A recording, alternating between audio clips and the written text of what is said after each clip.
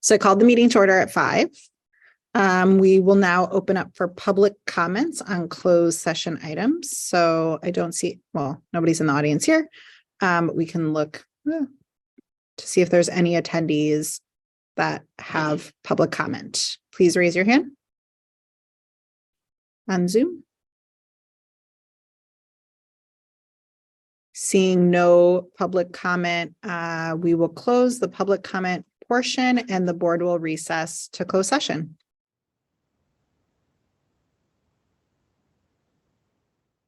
Bienvenidos a esta reunión de la mesa directiva del Distrito Escolar de San Mateo-Foster City. Tenemos un intérprete para los participantes que necesitan traducción al español. Para escuchar la junta en español, presione el icono del mundo en su pantalla. Muchas gracias. So the board hereby reconvenes in open session, having completed its deliberations on the level 3 grievance. Is there a motion regarding this matter before the board? I'll make a motion to deny the level 3 grievance. Is there a second? Okay. Thanks, so.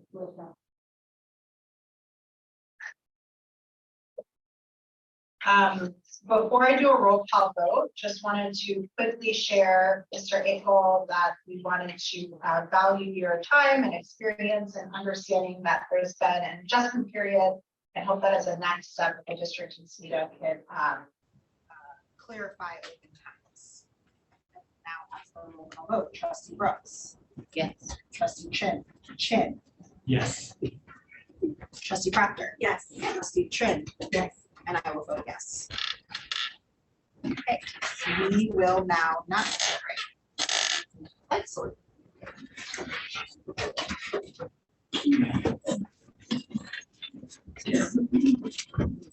All right, and begin. I pledge allegiance to the flag of the United States of America and to the republic for which it stands, one nation, under God, indivisible, with liberty and justice for all.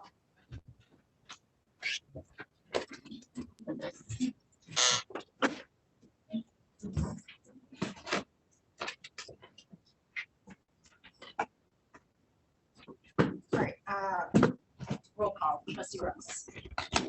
Trustee Here. Trustee Proctor. Here. Trustee Trin. Here. I'm here. Moving on to 4D, approval of tonight's agenda. Motion to approve. Trustee Chin for the motion, Trustee Brooks for the second. All those in favor, say aye. Aye. Aye.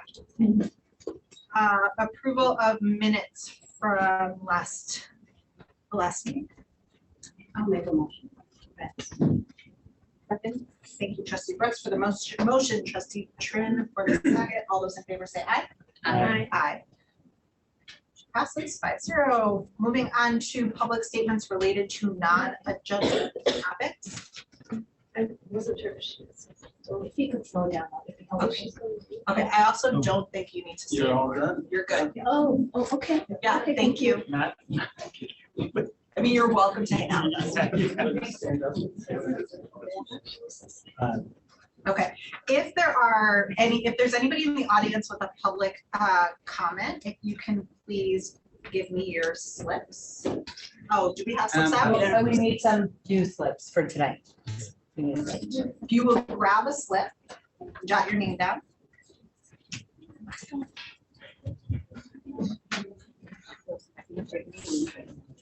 And these are for items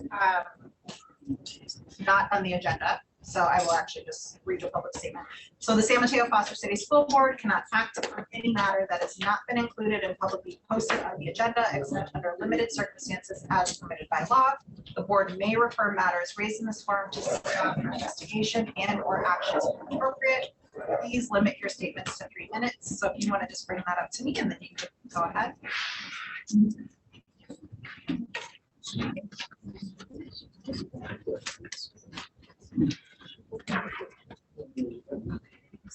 And then Great.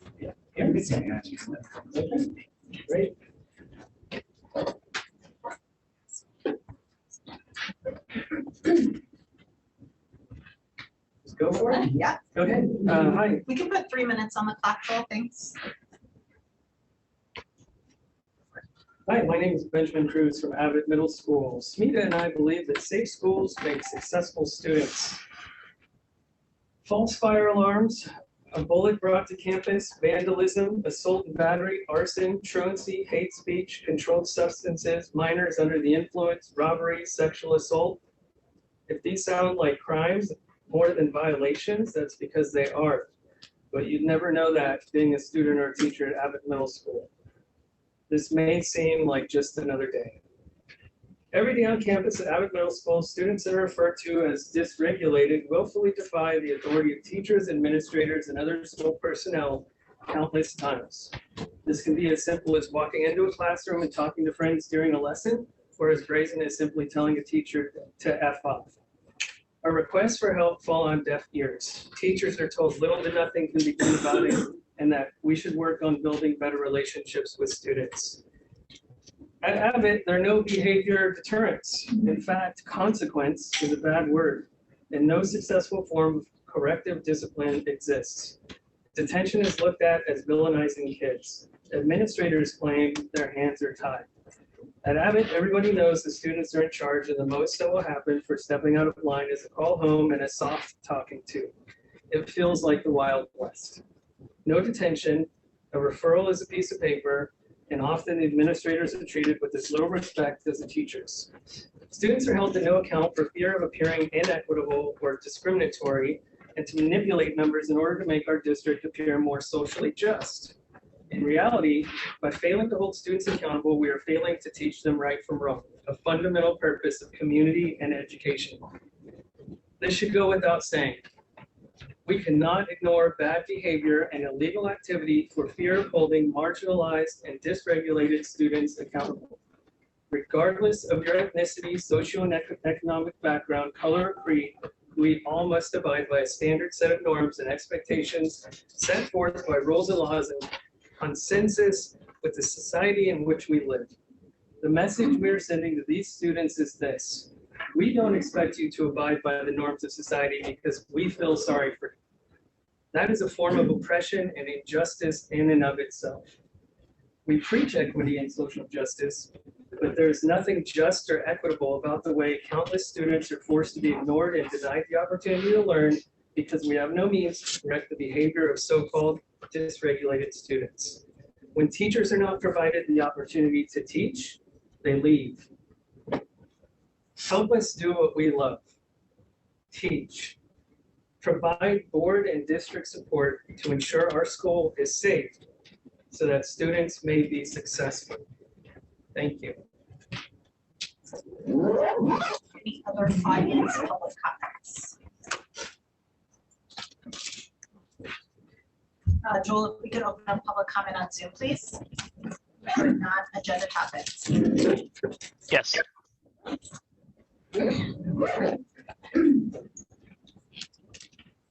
Thank you, President Watkins. Good evening. I'll be calling on speakers during public comment in random order. To our attendees, if you would like to speak, please use the raise hand feature on the Zoom meeting platform now. Attendees that have called in can dial *9 to raise their hand. The speakers will have 3 minutes to give their remarks. Once time is expired, we will move to the next speaker.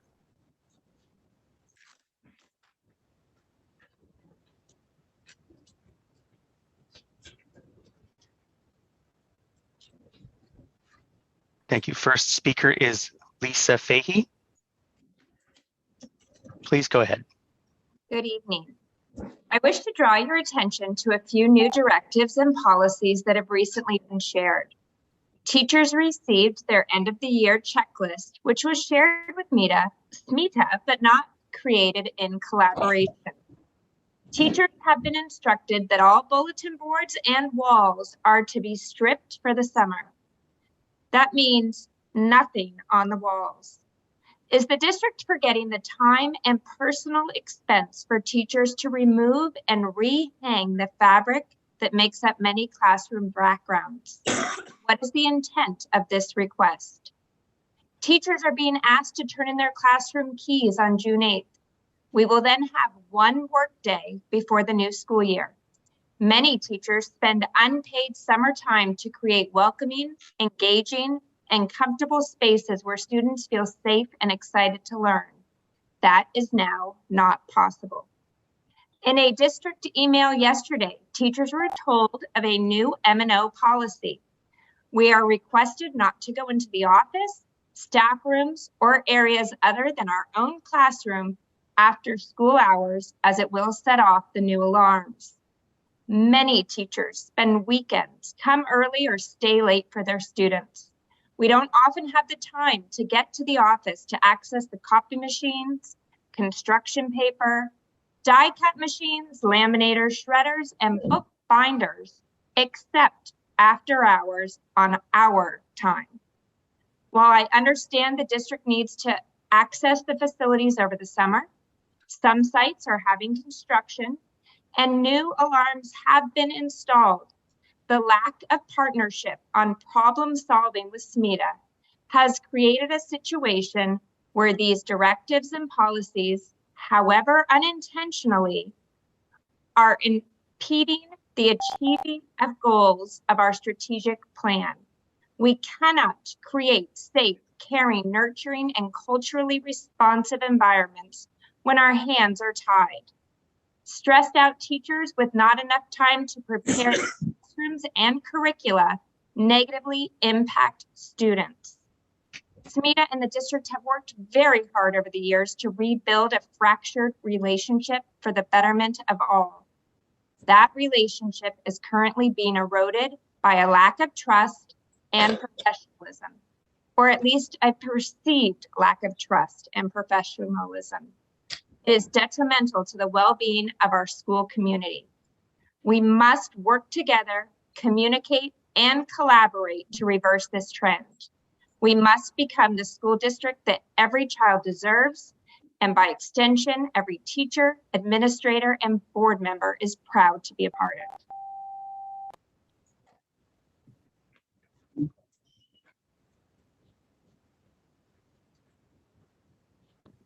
Thank you. President Watkins, there was one other speaker that seemed to have dropped off. So at the moment, there are no other speakers. Thank you so much. 5B, public statements related to agenda items. Persons will be called on at the appropriate time. Moving on to the foundation, committee, and PTA council reports. So let's start with board committee reports.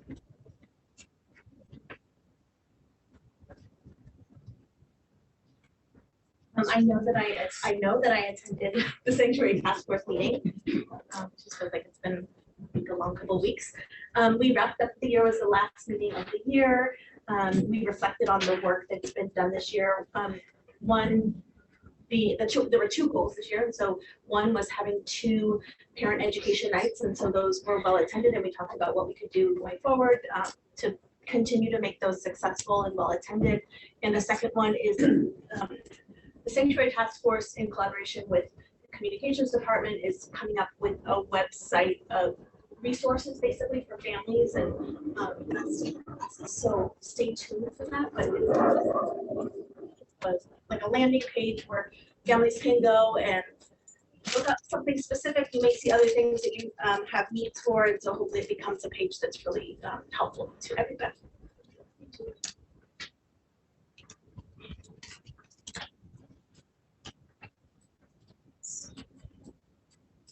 I actually attended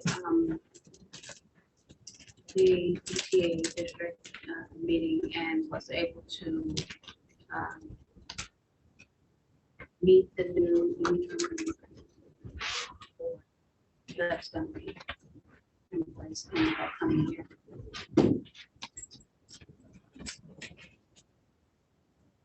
I attended the Ed Foundation. I know we have a Ed Foundation update, so I will be brief because I think they can also talk about it. But there was lots of discussions about next year in terms of getting ready to budget and fund for next year. There was conversations about outdoor ed. Gala may be on pause for this year as the foundation and the board relooks at how we're funding things that the foundation used to fund for, such as art and possibly athletics.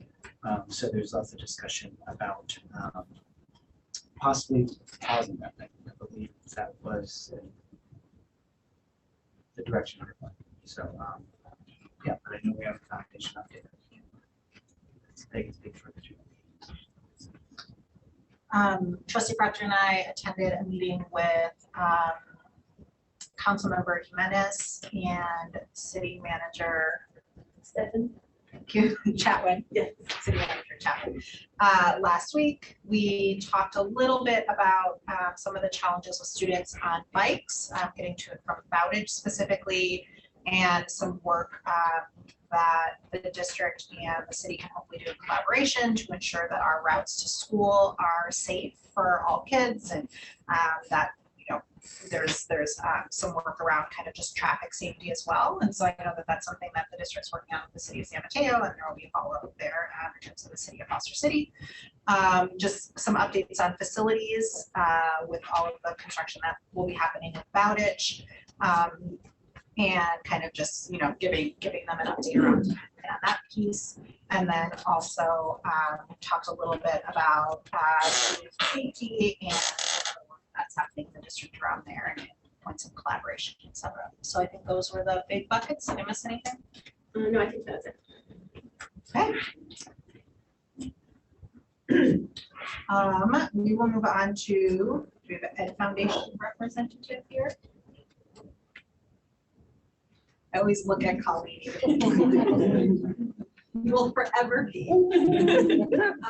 Joel, can you see if there's anyone from the foundation on Zoom? Maybe Sonja or Annie? Yes, let me check. And if you're on Zoom. And then also PTA Council. Do we have a PTA Council rep in the audience? If not, if PTA Council on Zoom could also raise their hand if you want to make your updates. President Watkins, I do not see them. Hopefully, if I'm not missing them. As you're talking, or maybe it says I'm talking. Can't hear you.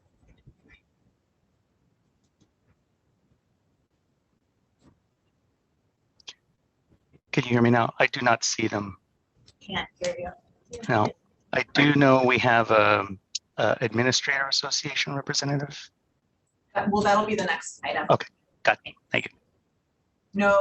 No other hands for Foundation or PTA Council?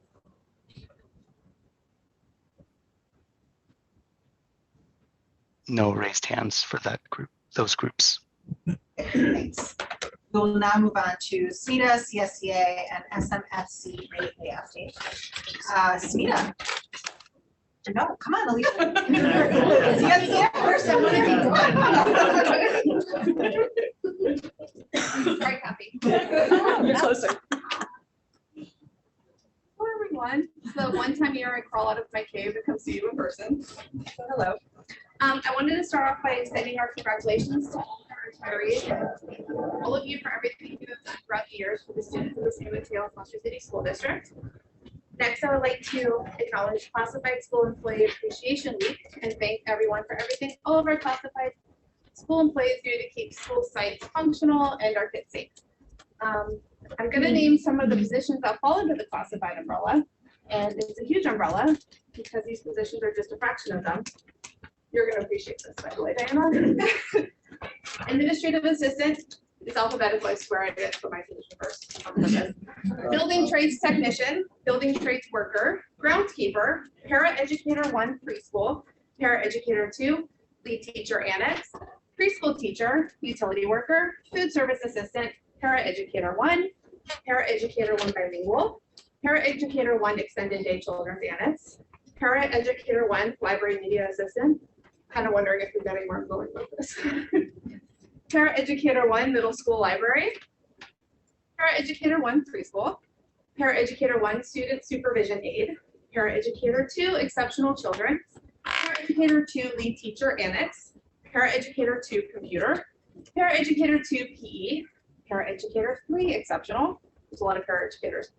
Registered behavior technician, school community worker, school office assistant, senior food service assistant, and site kitchen operator elementary.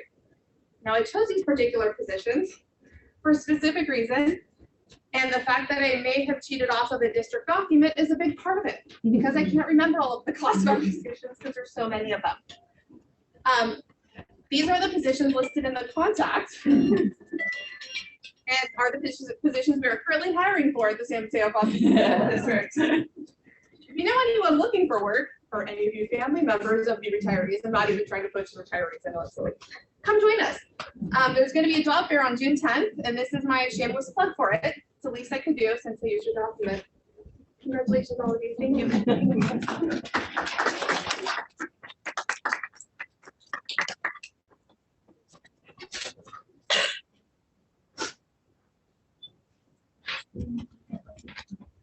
Good evening, everyone. On behalf of SMFCSD, we also want to say our congratulations to our retirees. A little bit more on that in a few minutes. What I do want to mention is that I want to congratulate also our new probationary 2 teachers who finished their induction process this week. We look forward to welcoming you here as soon to become part of the permanent status next year. We had our SMFCSD recognition social and retiree function last week. And during that time, we get I don't know if people get a chance to know this, but we get a chance to honor some of our own SMFCSD members and people who we call friends of SMFCSD. We love the fact that we were able to honor these people publicly, but I do want to say their names. We had a couple volunteers, Ben Cheever and Michelle Kay. We were able to honor Julie MacArthur for her years of dedication to SMFCSD, and a very strong para in Abbott, Claudia Rodman. We also honored 3 of our teachers, Kristen Crawford, Ronald Lau, and Meg McIntyre for their complete dedication and support and development of teachers. So we were able to honor all of those during that event. We also, of course, want to recognize our 14 retirees, 13 teachers and 1 counselor. They've spent countless number of years in our district, and they've already received a little recognition during our social last year, but I would publicly like to congratulate Elise, Roseanne, Maggie, Kellen, Jean, Carol, Jennifer, Wendy, Paula, Chuck, Lisa, Carol, another Carol, Janet, and Valerie for your years of experience here in our district. We're inspired by you. We are excited for you. We're all jealous. I am honored, just finally to say, I've been honored this past year to lead SMFCSD.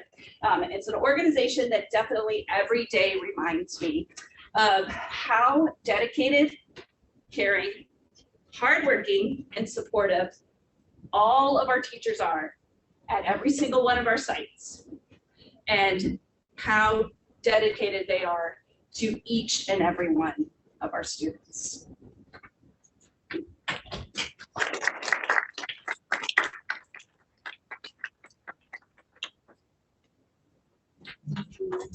Do we have SMFCSD rep? We have a lot of them tonight. How do you want us to go in order? Yeah. I'm gonna go first. You guys. I'm gonna go first. I'm gonna bring up my team. Come on with me.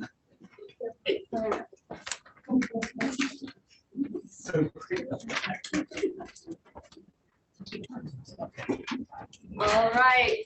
Hello, everyone. I'm Amy Snow, the principal of Beach Park Elementary School, our 3rd year, and our 1st year of having our first 5th grade promoting class. And so I brought along our design thinking team. You know, at Beach Park, we're trying to be innovative, and so instead of student council, we have design thinking team where they do have to apply. They have to have references, and they have to do like a little, why do they want to be in the design thinking team? But I brought them along to share with you what we do in our design thinking team. So Angie, you want to go first? I know we're going reverse order, sorry. You're used to practice. Hello, my name is Angie. I'm a 5th grade student at Beach Park Elementary. Ever since I have joined Beach Park, I have realized that Beach Park is a very welcoming place. The teachers are very friendly. They always make sure that I am happy and safe.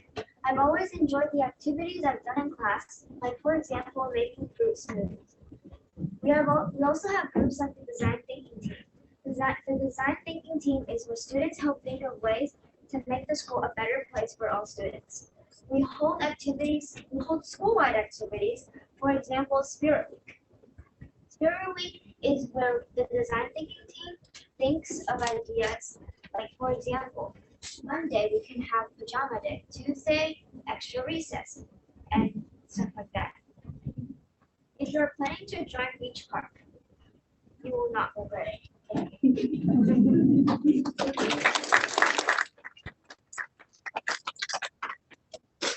Hello, my name is Yashwant and I'm a 5th grade student at Beach Park Elementary. And I'd like to share a few words about Beach Park's design thinking team.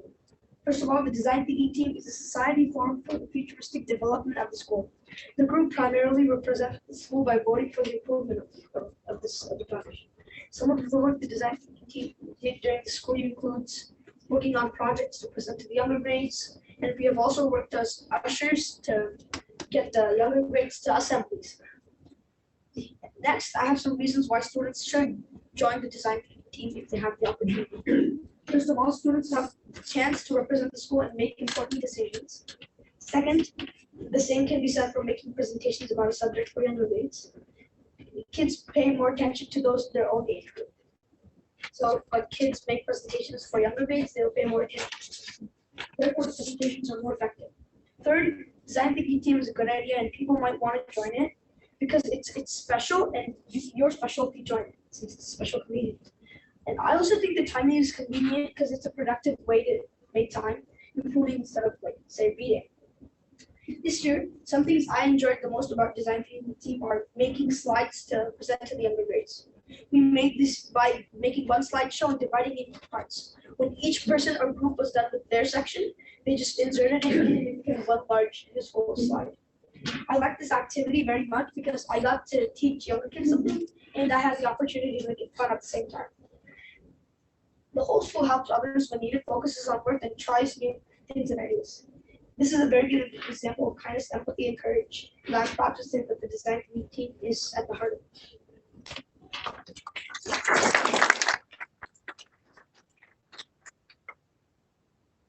Hello, my name is Tom, and I'm a 5th grader at Beach Park Elementary. The 5th grade design thinking team is a group of 5th graders that come together on Fridays to brainstorm ideas for solving school problems.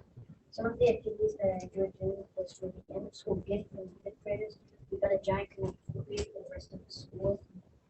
Beach Park is a great example of kindness, empathy, and courage because they listen to what the students have to say and help them meet their needs.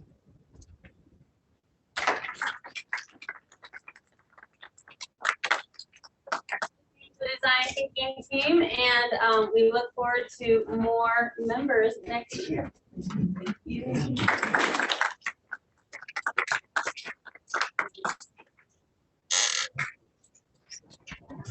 Hello, everyone. Good evening, Superintendent Ochoa, President Watkins, trustees. I'm Carrie Betty, and I'm the principal at Highlands Elementary School. Nice to be here this evening. Many of our administrators are very busy with our springtime celebrations. It feels like the last couple of months get really busy, so shout out to all my colleagues for helping our school communities put on great events. Tonight, just sharing a few things about the busy part of Highlands Elementary. We brought back some really great traditions that have been on pause for 3 years. Our PTA sponsored a family science night, which was great. We had a huge turnout and we had hands-on activities. Make and take. We had a Star Wars theme, so there were stormtroopers there, Darth Vader. Some people dressed up as well. That was a great community event for us. I think this year we brought back a student performance, The Little Mermaid Junior, which is great to see. We had about close to 50 students participating. So it was a great performance. They had 3 shows over the weekend, and it was interesting to see which of our students really rise up to that musical spirit. So I was very proud of all of our students. I know at many of our schools, We are also celebrating the Music for Minors showcases, which has been great. And then a little bit personal about the Highlands. We're bringing back a fundraiser. It's the Eichler Tour. It's community organized where you can come and visit Eichler homes in the area, and 100% of the profits benefit our school. So if you're interested in design, architecture, tickets are on sale now. It's an event that hasn't happened since 2017, so it's a welcome comeback. And I'm really excited about the new construction project happening, and I know many of our administrators are also supporting construction on their sites. So the new NPR at Highlands is really cool. The design I love. It looks like our community. It's very unique. So I'm excited to see that project come to fruition. And I think we will all be there next week to come check out how we've done it so far. And I just wish and want to thank our teachers and our parents and the community for really supporting our schools. And I hope everyone has a great summer. Thank you.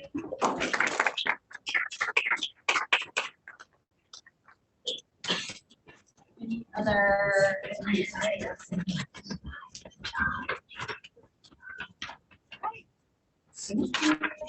Thank you, kids, for being here.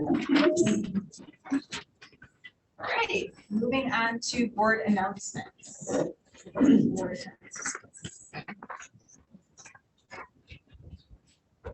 right. Moving on to our employee recognition. Super, I'm gonna turn it over.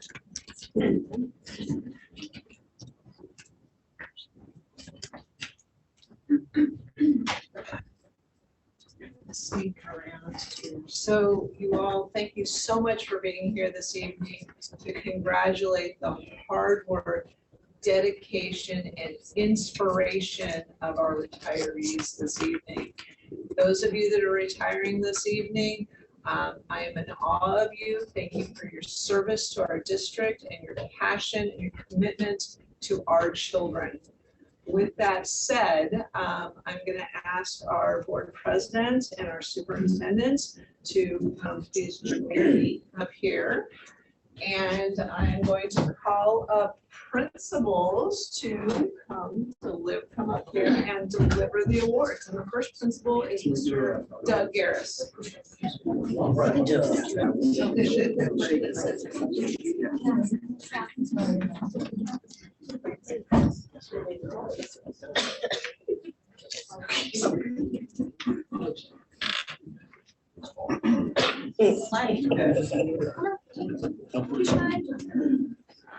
Well, yes.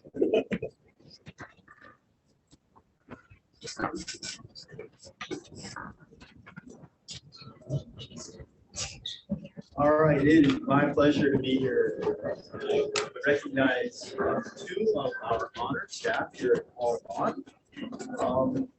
The first person I am honoring is Elise Cheever. Elise has been an educator for 44 years. Woo! Yeah.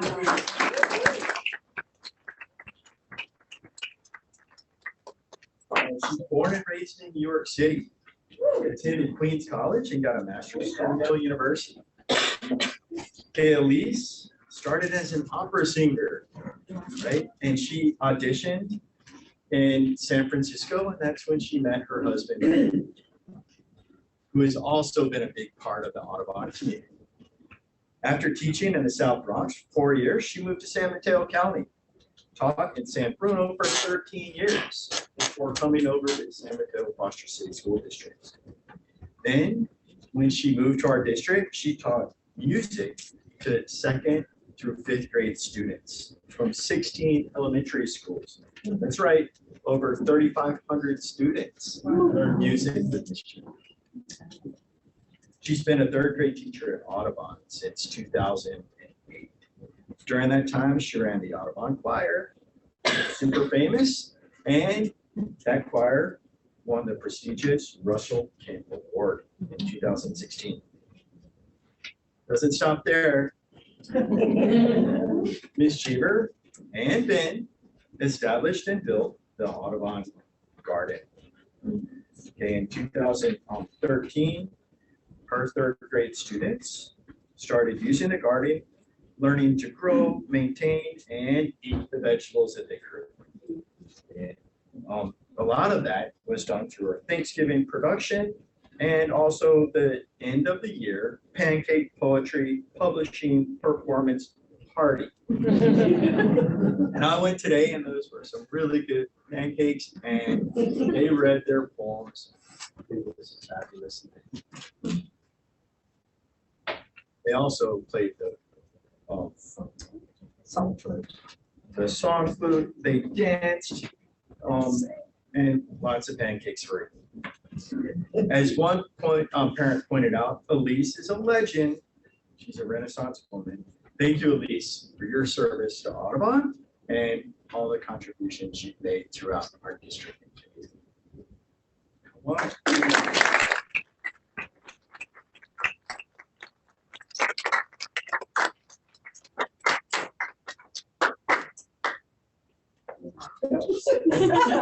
Just right down.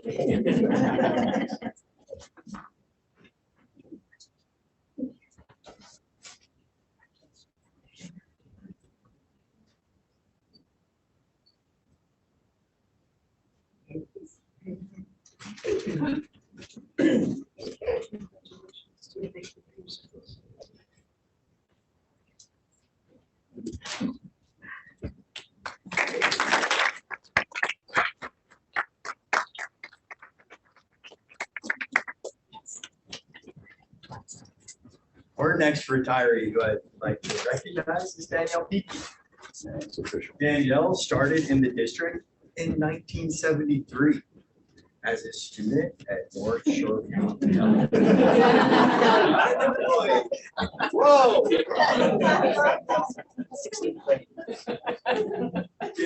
Her children started at Audubon in 2000, and that's when Danielle became super involved.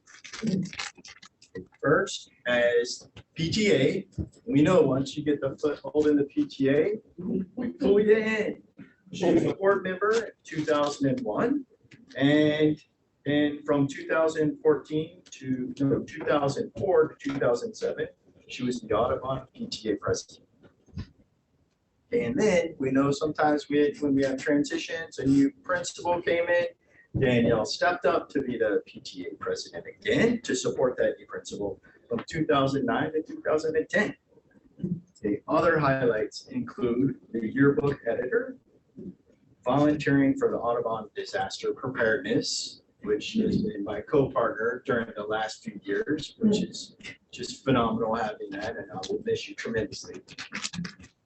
She's been a paraeducator with PNT, teaching PE to our students, and TK, Kinder, first and second. She has also been lunch supervision supervisor. She was an RSP para, training and working with our students with IEPs. She moved to be the school office assistant in 2016, and in 2021, she became the admin assistant. And she has really been my partner for all of those years. You're going to be missed in the office.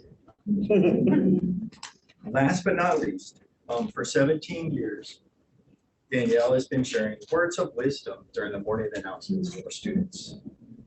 During the pandemic, every morning she did the school-wide recording that we sent to our students, and she walked around the Foster City community. She was a rock star. Community members came out of everywhere recognizing her for the morning announcements and the words for wisdom. And what she leaves us with every day at the end of the announcements is make it a great day or not. The choice is yours. Thank you, Danielle. For all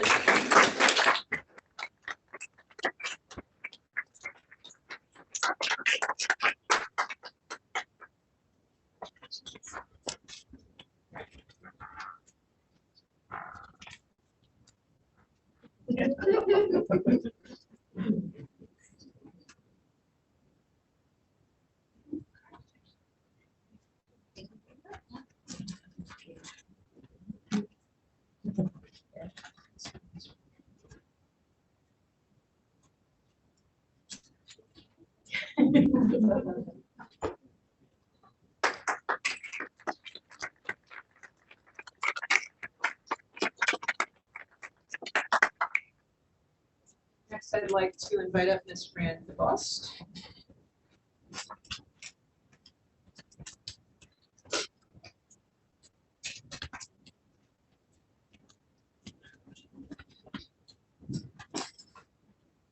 Good evening. My name is Fran DeBost. I am the Director of Child Nutrition Services.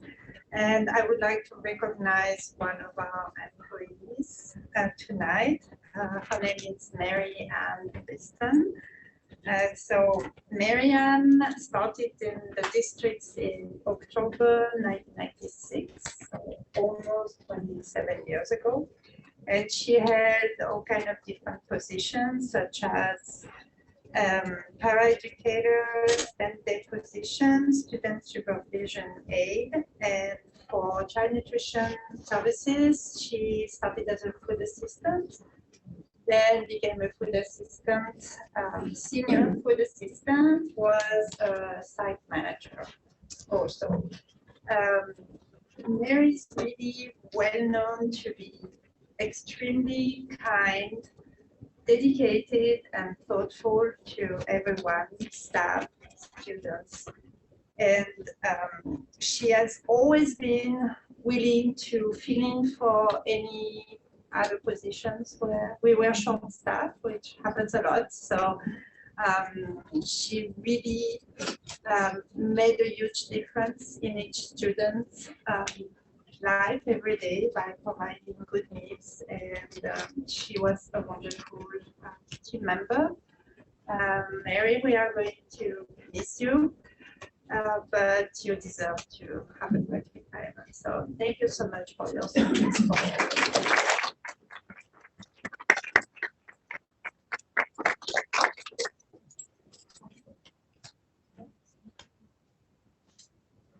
We will save this for her. All right, next I would like to invite up Miss Amy Snow.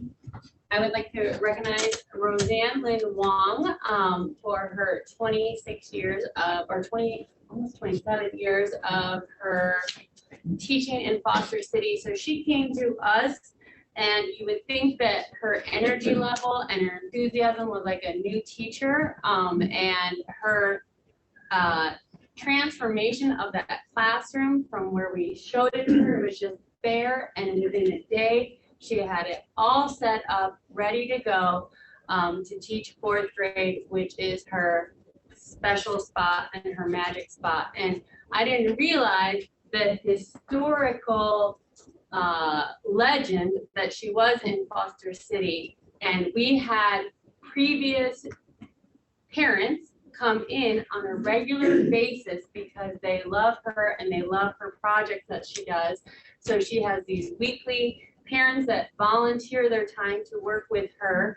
Then we have students coming in saying, I heard Miss Lynn Wong works here now. Can we come in and say hi to her? And then Teacher Appreciation Week, we had a father come with flowers and said, oh, I give this to her every Teacher Appreciation Week because she has just transformed my child's life. So she, and this is actually a second career for her. And if you know her attention to detail and her organization, her previous career was a lawyer. So she was actually a clerk, a judicial clerk and a lawyer, went to UCLA and then also Notre Dame in Belmont to get her teaching credential. But everything wrapped up into one was been just a pleasure, and we are so lucky. And I have kindergarten parents sad because they were so excited to have her in 4th grade, and they're begging her to hold on a few more years. And don't worry, we wrapped her into coming back to volunteer on the play again, and she's gonna do science projects. And so we're gonna try to put her to work as much as we can at Beach Park. So all of our students get Suzanne Lynn Wong. So thank you for a magical year and really strengthening 4th grade. Now we have new traditions that we didn't even know. We're gonna go to Sacramento again next year. So thank you for bringing a lot of joy to us.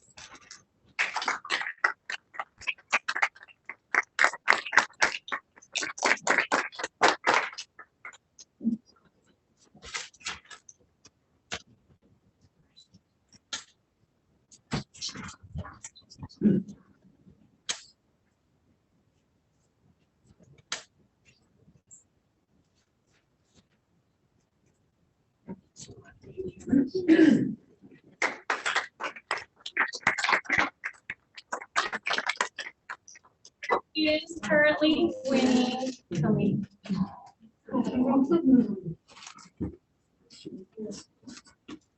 I'd like to invite up Mr. Caleb Bowers.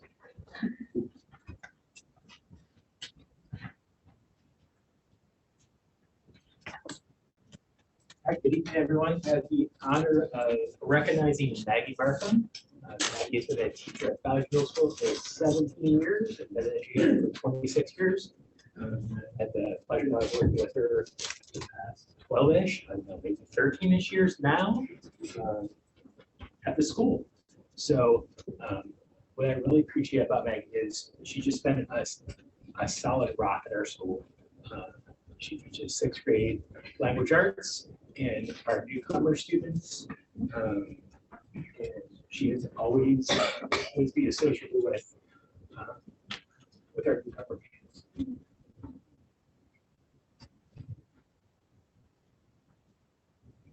You're deeply admired by your colleagues and students, and many grateful newcomer families who you have touched with your warm smiles, with your big heart.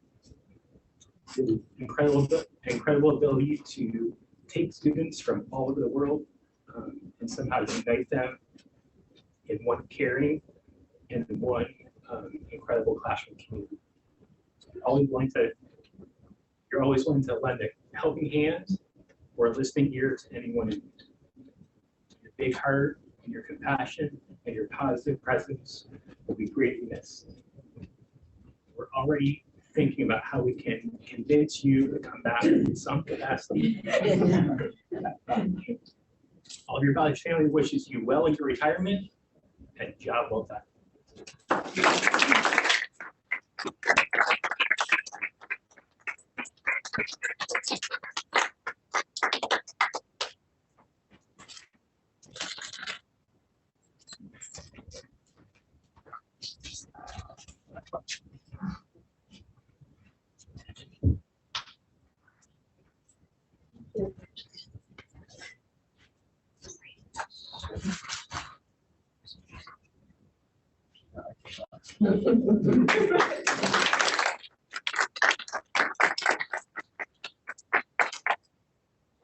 Right up, Mr. Justine DiMaggio.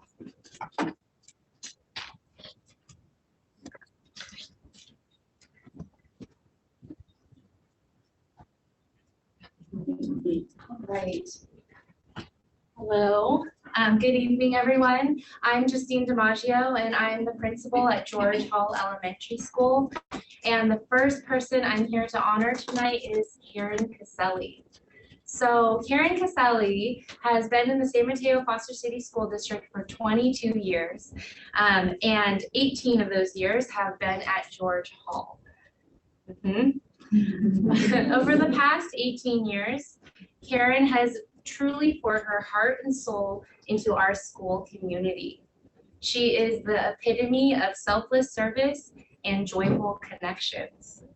She can be found on the playground, covering a colleague's yard duty, taking a walk with a student who might need a little break and getting her steps in for the day, or dressed up to the nines on holidays such as Halloween, Valentine's Day, and St. Patrick's Day. She also gives little gifts for those little holidays just to bring a little joy. Her love language is giving.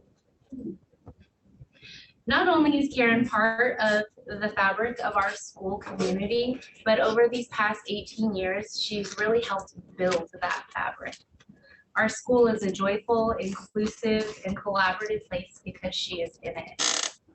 So I asked some students and staff to describe Karen in one word, and some of their responses were that Miss Karen is funny, she's joyful, sassy, selfless, flexible, supportive, a huge Bay Area sports fan, a team player, a heart of gold, and one of a kind. Karen, you are all of these things and more, and we wish you the best of luck and a lot of fun with your soon-to-be grandchild, first grandchild, in your retirement. So congratulations.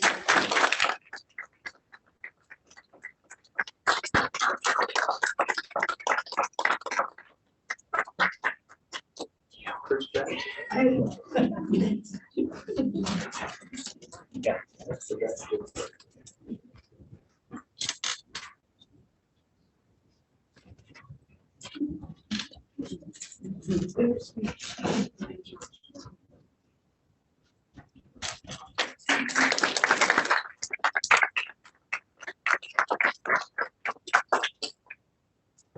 I have one more person to present. I have the honor of presenting this to is Nancy Leslie. So Nancy Leslie is our pillar. She is our administrative assistant. And actually her tenure at George Hall began as a parent in 1992. And she was a really involved volunteer. She was a PTA president, and one day, all those years ago, she saw a help needed sign on the window of the office. And so while dropping her kindergarten daughter off at school, since then, she's been working as our administrative assistant and support in our office. Nancy has dedicated 30 years to this school district, 26 of which have been at George Hall.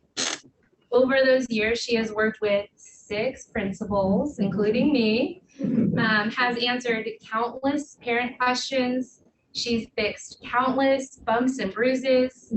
She's helped solve countless sub-coverage dilemmas. And she has supported countless students and staff through really difficult situations, both at school and in our personal lives. Recently, Nancy and I were having a conversation, and she made a comment, and she said that, you know, no one's irreplaceable and every vacancy can be filled. Well, Nancy, while every vacancy is fillable, the impact that you have had on our school and community is unmatched and immeasurable. Thank you for your guidance and support, for your humor, and for the ways in which you have cared for our students, staff, and community. Congratulations on your retirement.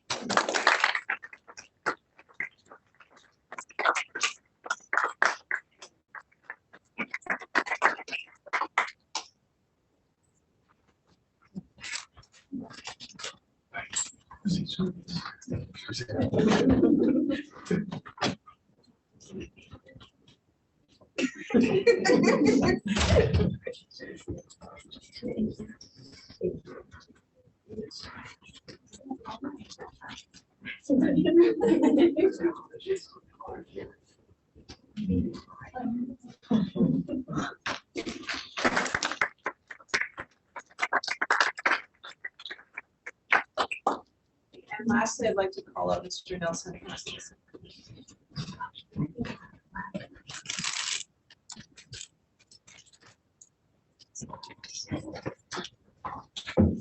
Good evening. I'm Nelson Hunter, principal of Laurel Elementary School. I'd like to start by congratulating some of our teachers and staff who are retiring this year that I had the pleasure of working at both Audubon and Bayside. So all of you, your retirement is well deserved. You're amazing, and I wish you well. At my own school, we have one retiree this year, Kellen Armstrong. Kellen is an amazing teacher who has not only worked at Laurel since 2003 as a kindergarten and first grade teacher, but she also went to school at Laurel Elementary School, which is very unique. She has a wealth of knowledge, is thoughtful in her approach with students, and is very student focused. Laurel has been fortunate to have her as one of our teachers and as a role model who is as dedicated to her students as she is to her staff, other staff members, fellow staff members. Kellen recently received the Golden Oak Service Award from our PTA. There, her close friend and colleague, Janet Amato, spoke with vivid and heartfelt emotion about Kellen's time at Laurel. Something that stuck with me from her speech was how much other teachers have learned from her extraordinary years at Laurel. How she's touched their lives in so many different ways with her contributions to our school. And apparently also with her flat Stanley who's traveled the world. Her positive attitude and creativity will be remembered fondly. Kellen, Laurel will miss you, and I wish you a wonderful retirement. Know that you are welcome at our school anytime.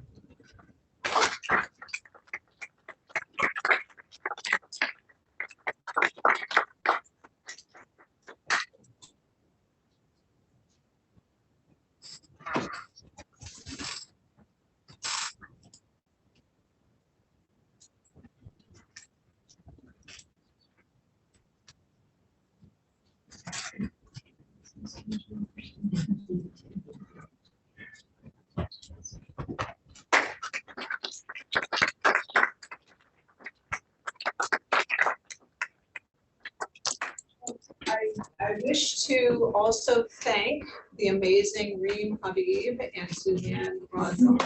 And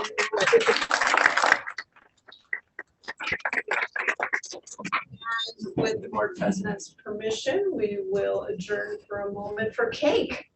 Yep. There. Here, that's it. That's it. They all have to match. All right, Joe, can you hear us? Can you hear us? Yes, I can hear you. Great, All right. okay.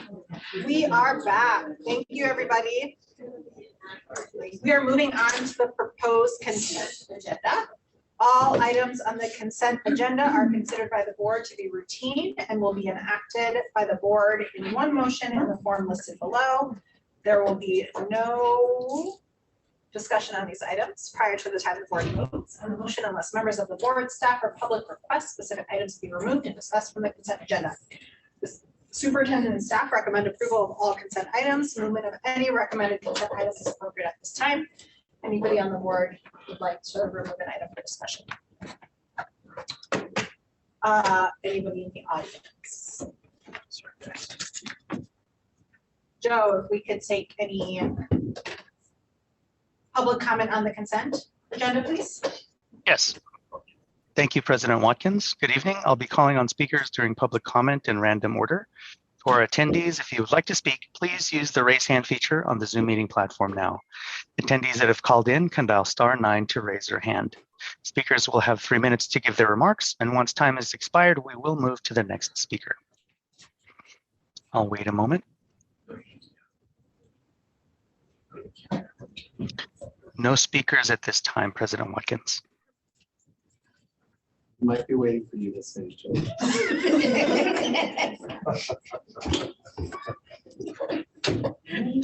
Comedy idea. I think Allison messes up when she said hi.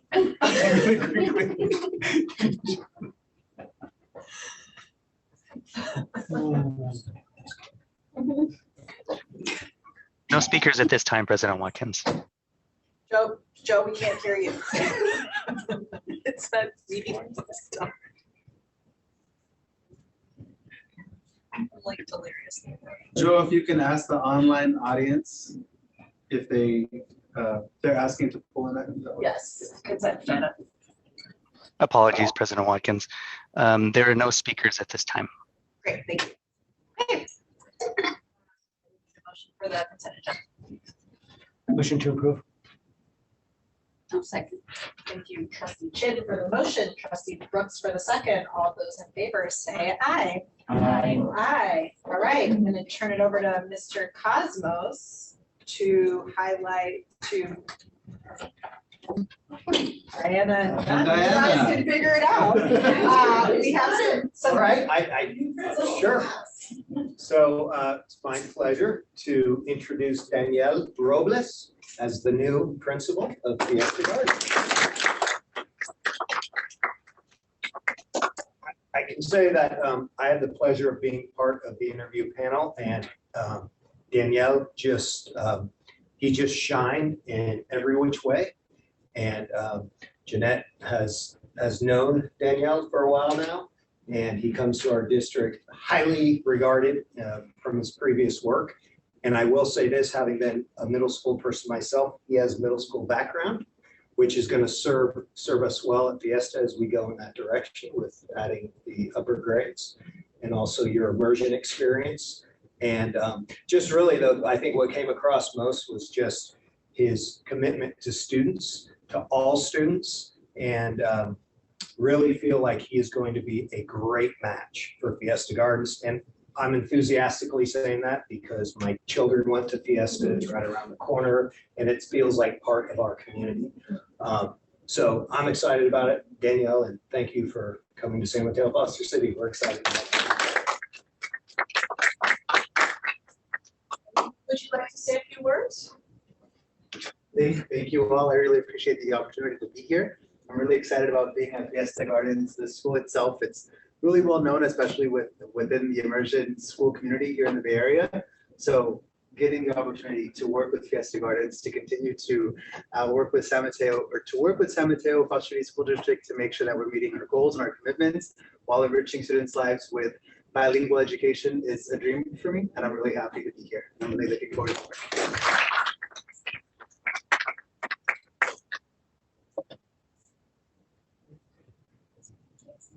Oh, they canceled.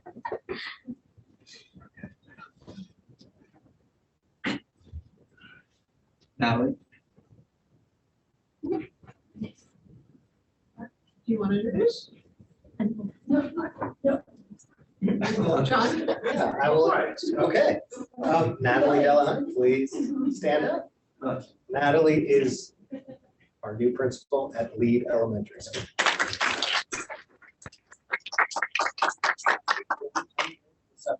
So I know that you educator and currently serving at Laurel as assistant principal, and that we've all heard wonderful things about before you came to San Mateo-Foster City, and since you've been here, being part of this team and stepping into lead to be a wonderful school leader for the students and the families and the entire community at Lead. So we look forward to it. And I'll be quiet and let you talk. No, I'm just super excited, and we know each other, so this is exciting. We just exchanged numbers so we can continue to work together as new principals.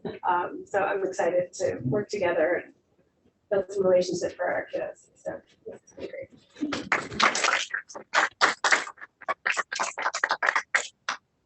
I know Jason's not here. I don't know if she's in the virtual. She's not. She's not? Okay. Well, we will be welcoming Ms. Jalen Chang, new principal at Beresford Elementary School.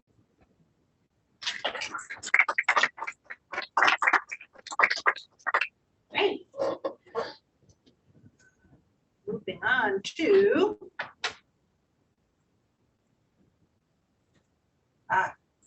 yes, our training. I almost forgot that was happening tonight. Here I am reminded. Oh wait, did he go? He didn't. But no, that's on consent. Just really quick, we also approved our new equity task force member, phase 2 members. I don't know if any of them are here. They're not here. They're not here? Okay, great. Okay, we'll welcome. Oh, yes. Thank you, Jeanette. Right incredible group of individuals that are going to be taking the reins on our equity task force for this next phase. So if any of you are in the virtual audience, Jeanette, thank you. I'm really, really excited for the work ahead there. And I know that I should share an update on that as well. Okay, moving on to our training. As soon as that comes back.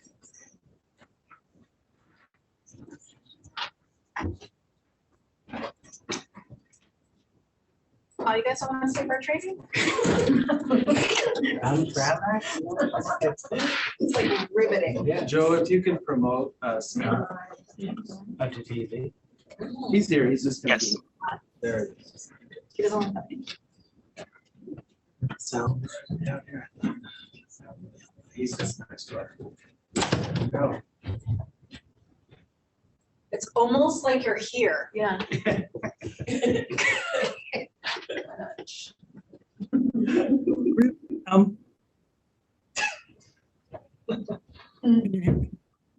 We can't hear you. We can't hear Joe. Okay, let me check. Hang on.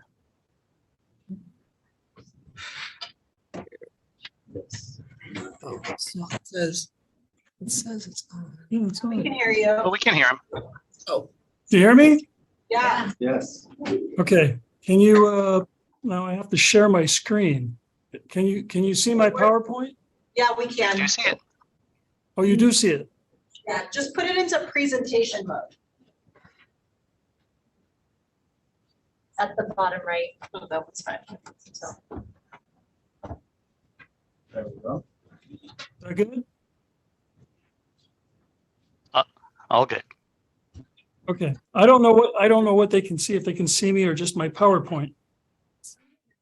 Okay. All right. Good evening. My name's Scott Holbrook. I'm a partner with the law firm of Atkinson, Andelson, Lawyer, Root and Romo.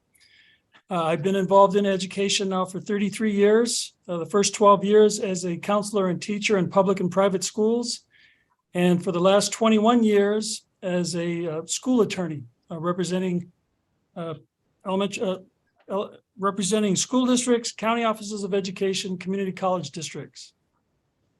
I gave this training to the new superintendent at the new superintendent symposium for AXA in the fall.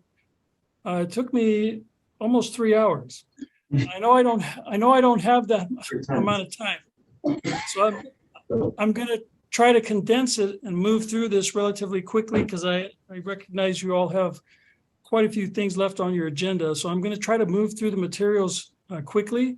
If there's any question, please feel free to raise your hand. I can barely see you, and I will try to answer your questions, although I have had some clients like to play stump the lawyer.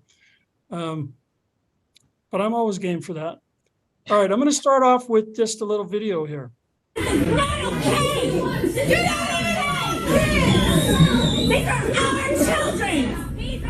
The emergency school board meeting in Sarasota dissolved into chaos as the board discussed mandating masks for students, which ultimately passed tonight. Fox 13's Aaron Mesmer is joining us now from Sarasota. You were at this hearing. I understand it was quite rowdy at times. What happened?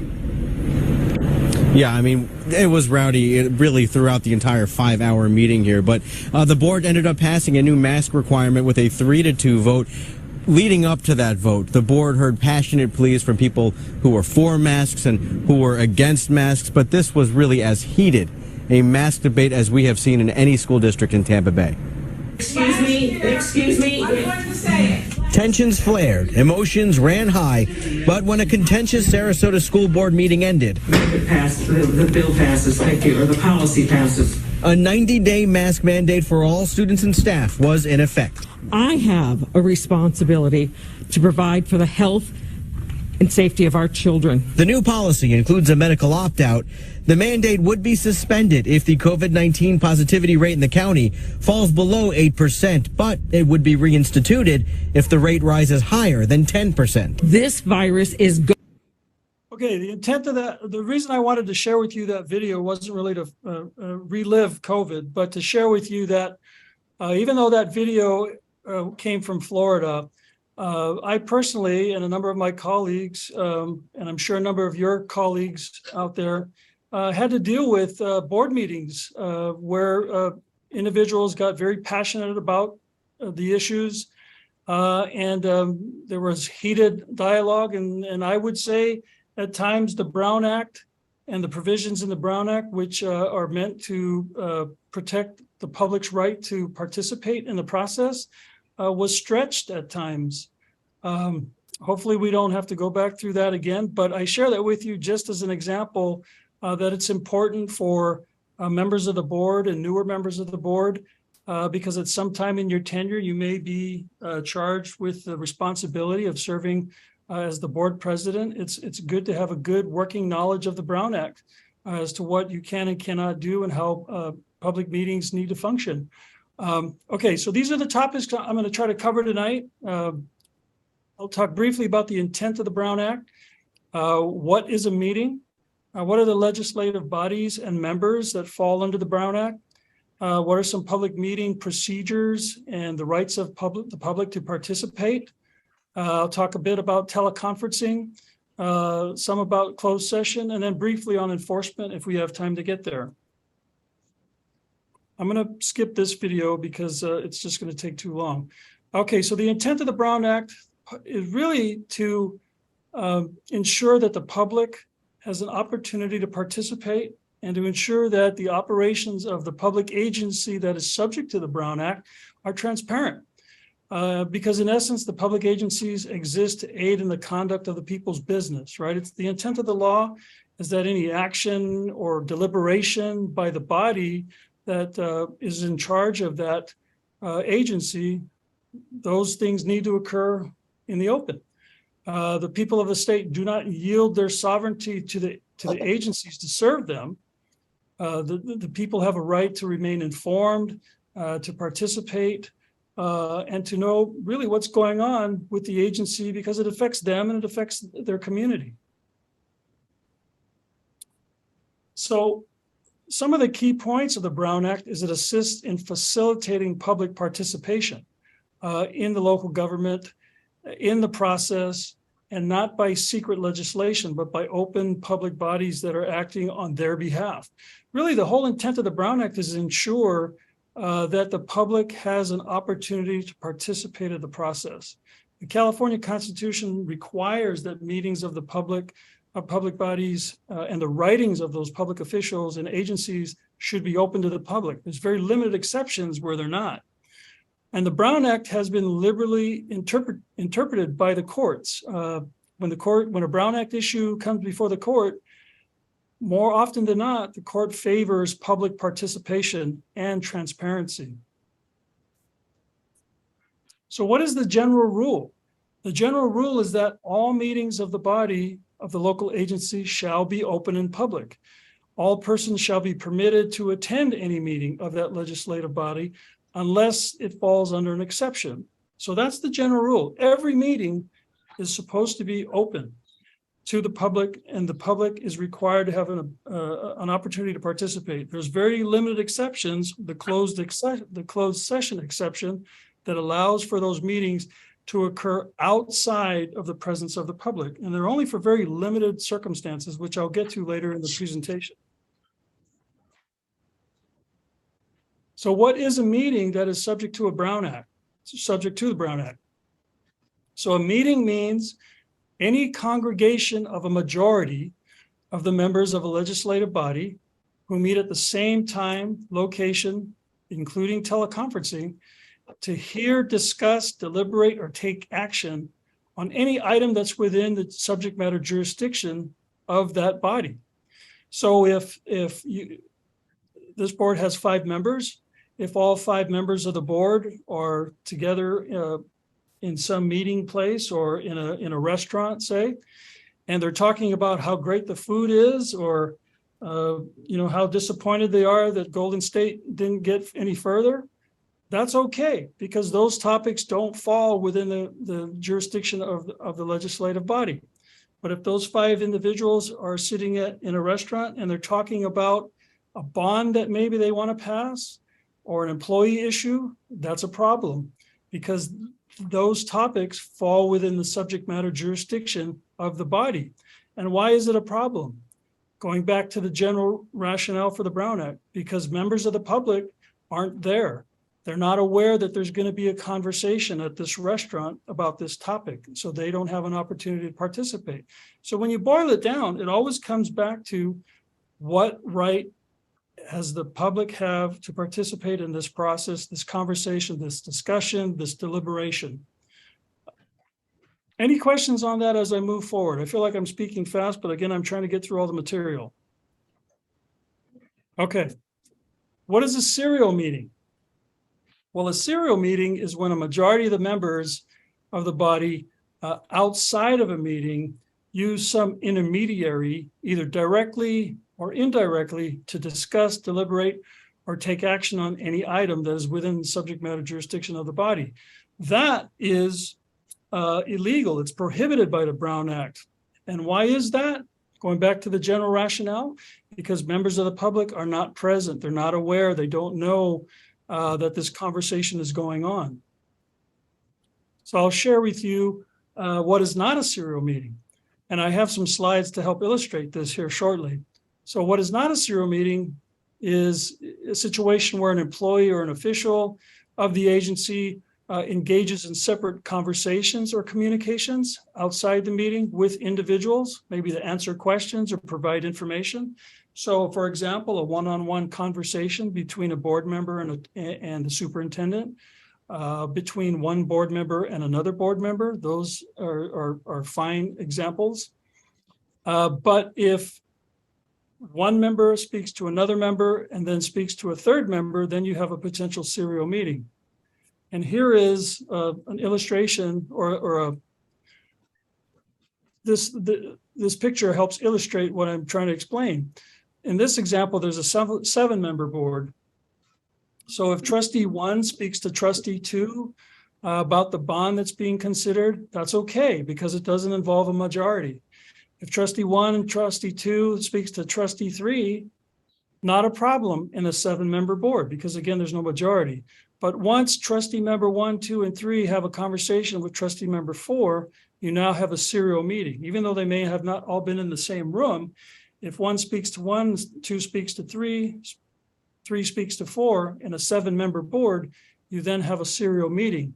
And again, it's because the public was not aware that this conversation was going on because they have a right to participate in that dialogue.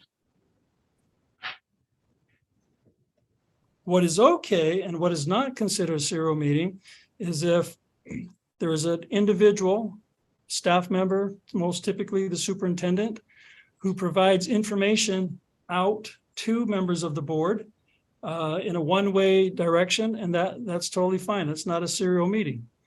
It's a way for the legislature recognizes that it's an important function, and it's a way for board members to receive information from the individual to help them understand the business that is going on before the district.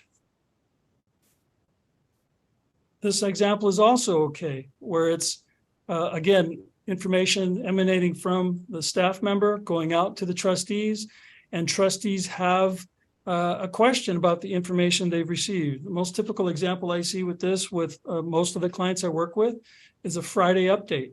Perhaps the superintendent provides a Friday update to the board, describing the events and things that have gone on of interest in the past week.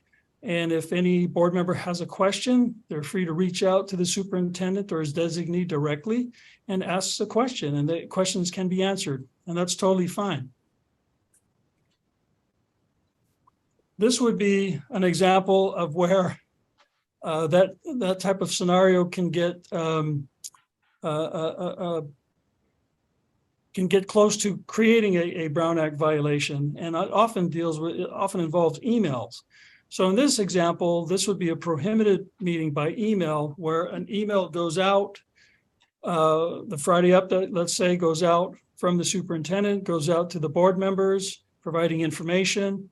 Maybe there's some back and forth between the individual trustee and the superintendent to answer questions, and that's fine. But then perhaps there's also some side discussion going on between a majority of the members of the board, or what I have seen on rare occasion, perhaps someone accidentally hits a reply all and lists a number of questions or some thoughts or opinions about an issue that was covered in the information shared by the staff member.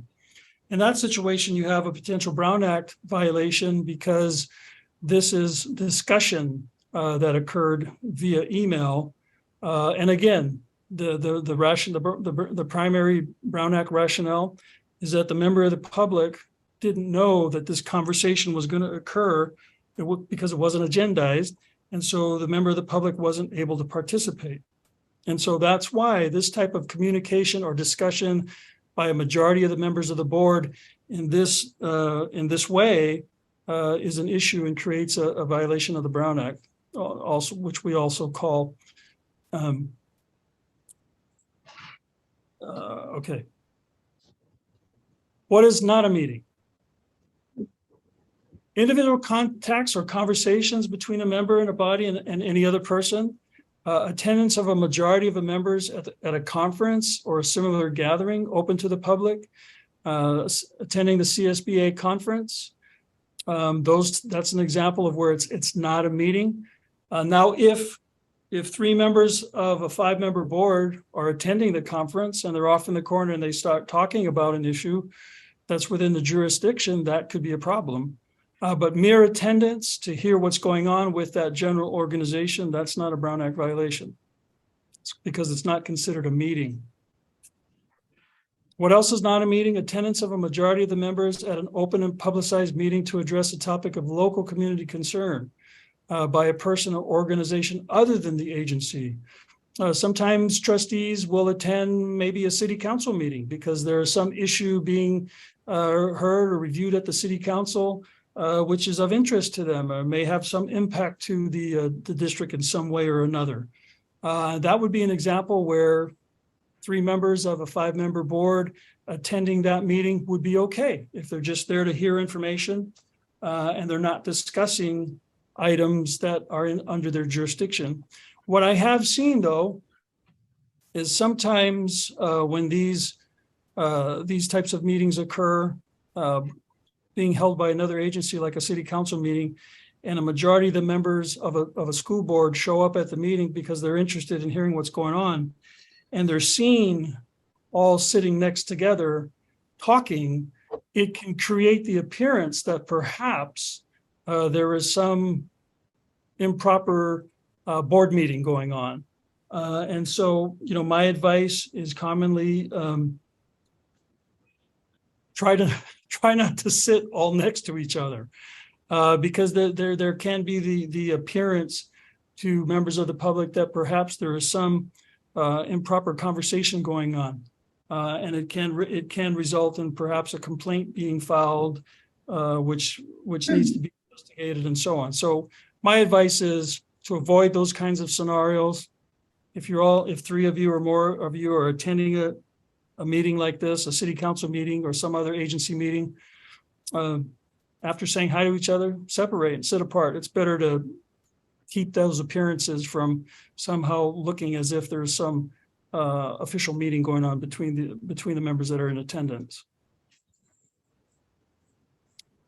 Okay, what else is not a meeting? Attendance of a majority at an open and notice meeting of another public body of the local agency, or at an open and notice meeting of a legislative body of another local agency. Again, this is like a city council. Another example could be a PTA meeting. Perhaps there's a PTA meeting at one of the school sites, and members of the board show up because they're interested to hear what's going on. It's okay to attend. It's just not okay to have conversation amongst a majority or more about any item that's within their jurisdiction.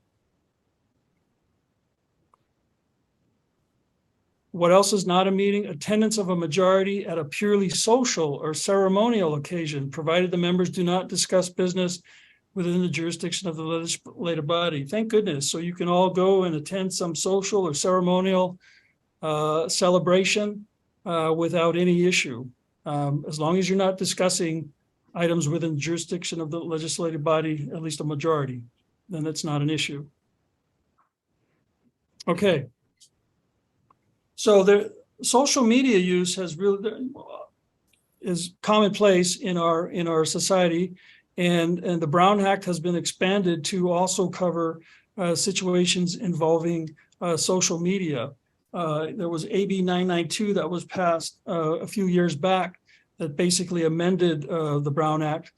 And it basically says that certain communications involving a legislative body's members on an internet-based social media platform do not constitute meetings under the Brown Act. But there are some limitations to that. So it's entirely okay for a member to have a social media site, to comment on a social media site, but there are some limitations. It's okay to answer questions. It's okay to provide information. It's okay to solicit public input on matters within the jurisdiction. But a majority of the legislative body may not discuss among themselves business of a specific nature. So if there's one individual board member that is commenting on a Facebook site on something that's within the jurisdiction of the district, it's okay. But if there's one person there, then it would not be okay if other trustees also participated in that conversation. Even responses using emojis or a like button, because that communicates, it has the potential to communicate a position that a trustee would have on an item, that would also be prohibited. My advice is if you're looking at a social media site and you see another trustee commenting on it, just don't participate. Okay, there was a recent case that came down last summer, Garnier versus O'Connor Ratcliffe, where basically school district trustees had used or created official pages and they were using it to basically share their thoughts on different positions or to solicit comment from the public, to get input from members of the public. And so on. And what they did in a nutshell is they created sort of this public forum where members of the public could comment and share their feelings. But at some point, the trustees that were operating this social media site started censoring the comments that were being made. And that created an issue because the court concluded that a public forum had been created. But by doing that, they in essence were violating the rights of the individuals to participate. Now, this case has gone up. So the implications of the decision, public officials should be aware that the use of social media platforms for official business may establish designated or limited public forums, which First Amendment protections may apply. So if you create something like that and it's open to the public, you can't then limit what the public says or how they comment because you don't agree with what they're saying, or perhaps you don't want to see what they're saying on your website. Once you create it, you've created this forum. Now this is going to go before the Supreme Court. Last month the Supreme Court picked it up and they're reviewing it, so we're continuing to watch it to see what guidance we get from the U.S. Supreme Court. Okay, moving into legislative bodies and members. So the Brown Act applies to commissions, committees, boards, or other bodies of the local agency, whether permanent or temporary, decision-making or advisory, if they're created by resolution or some other formal action by the board. So if the board creates a committee by formal action, then that committee would be subject to the Brown Act and would also have to follow the Brown Act requirements with posting agendas, being open to the public, and so on.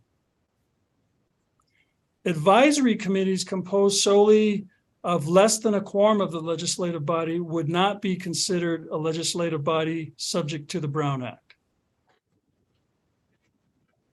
Committees appointed by the superintendent, president or chancellor in community college context as well, without any formal action of the board are not covered by the Brown Act.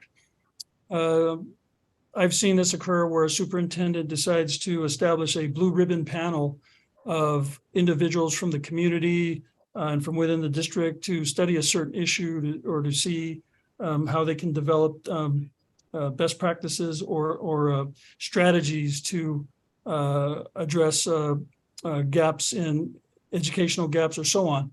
And that would be fine if it was something that was formed exclusively by the superintendent.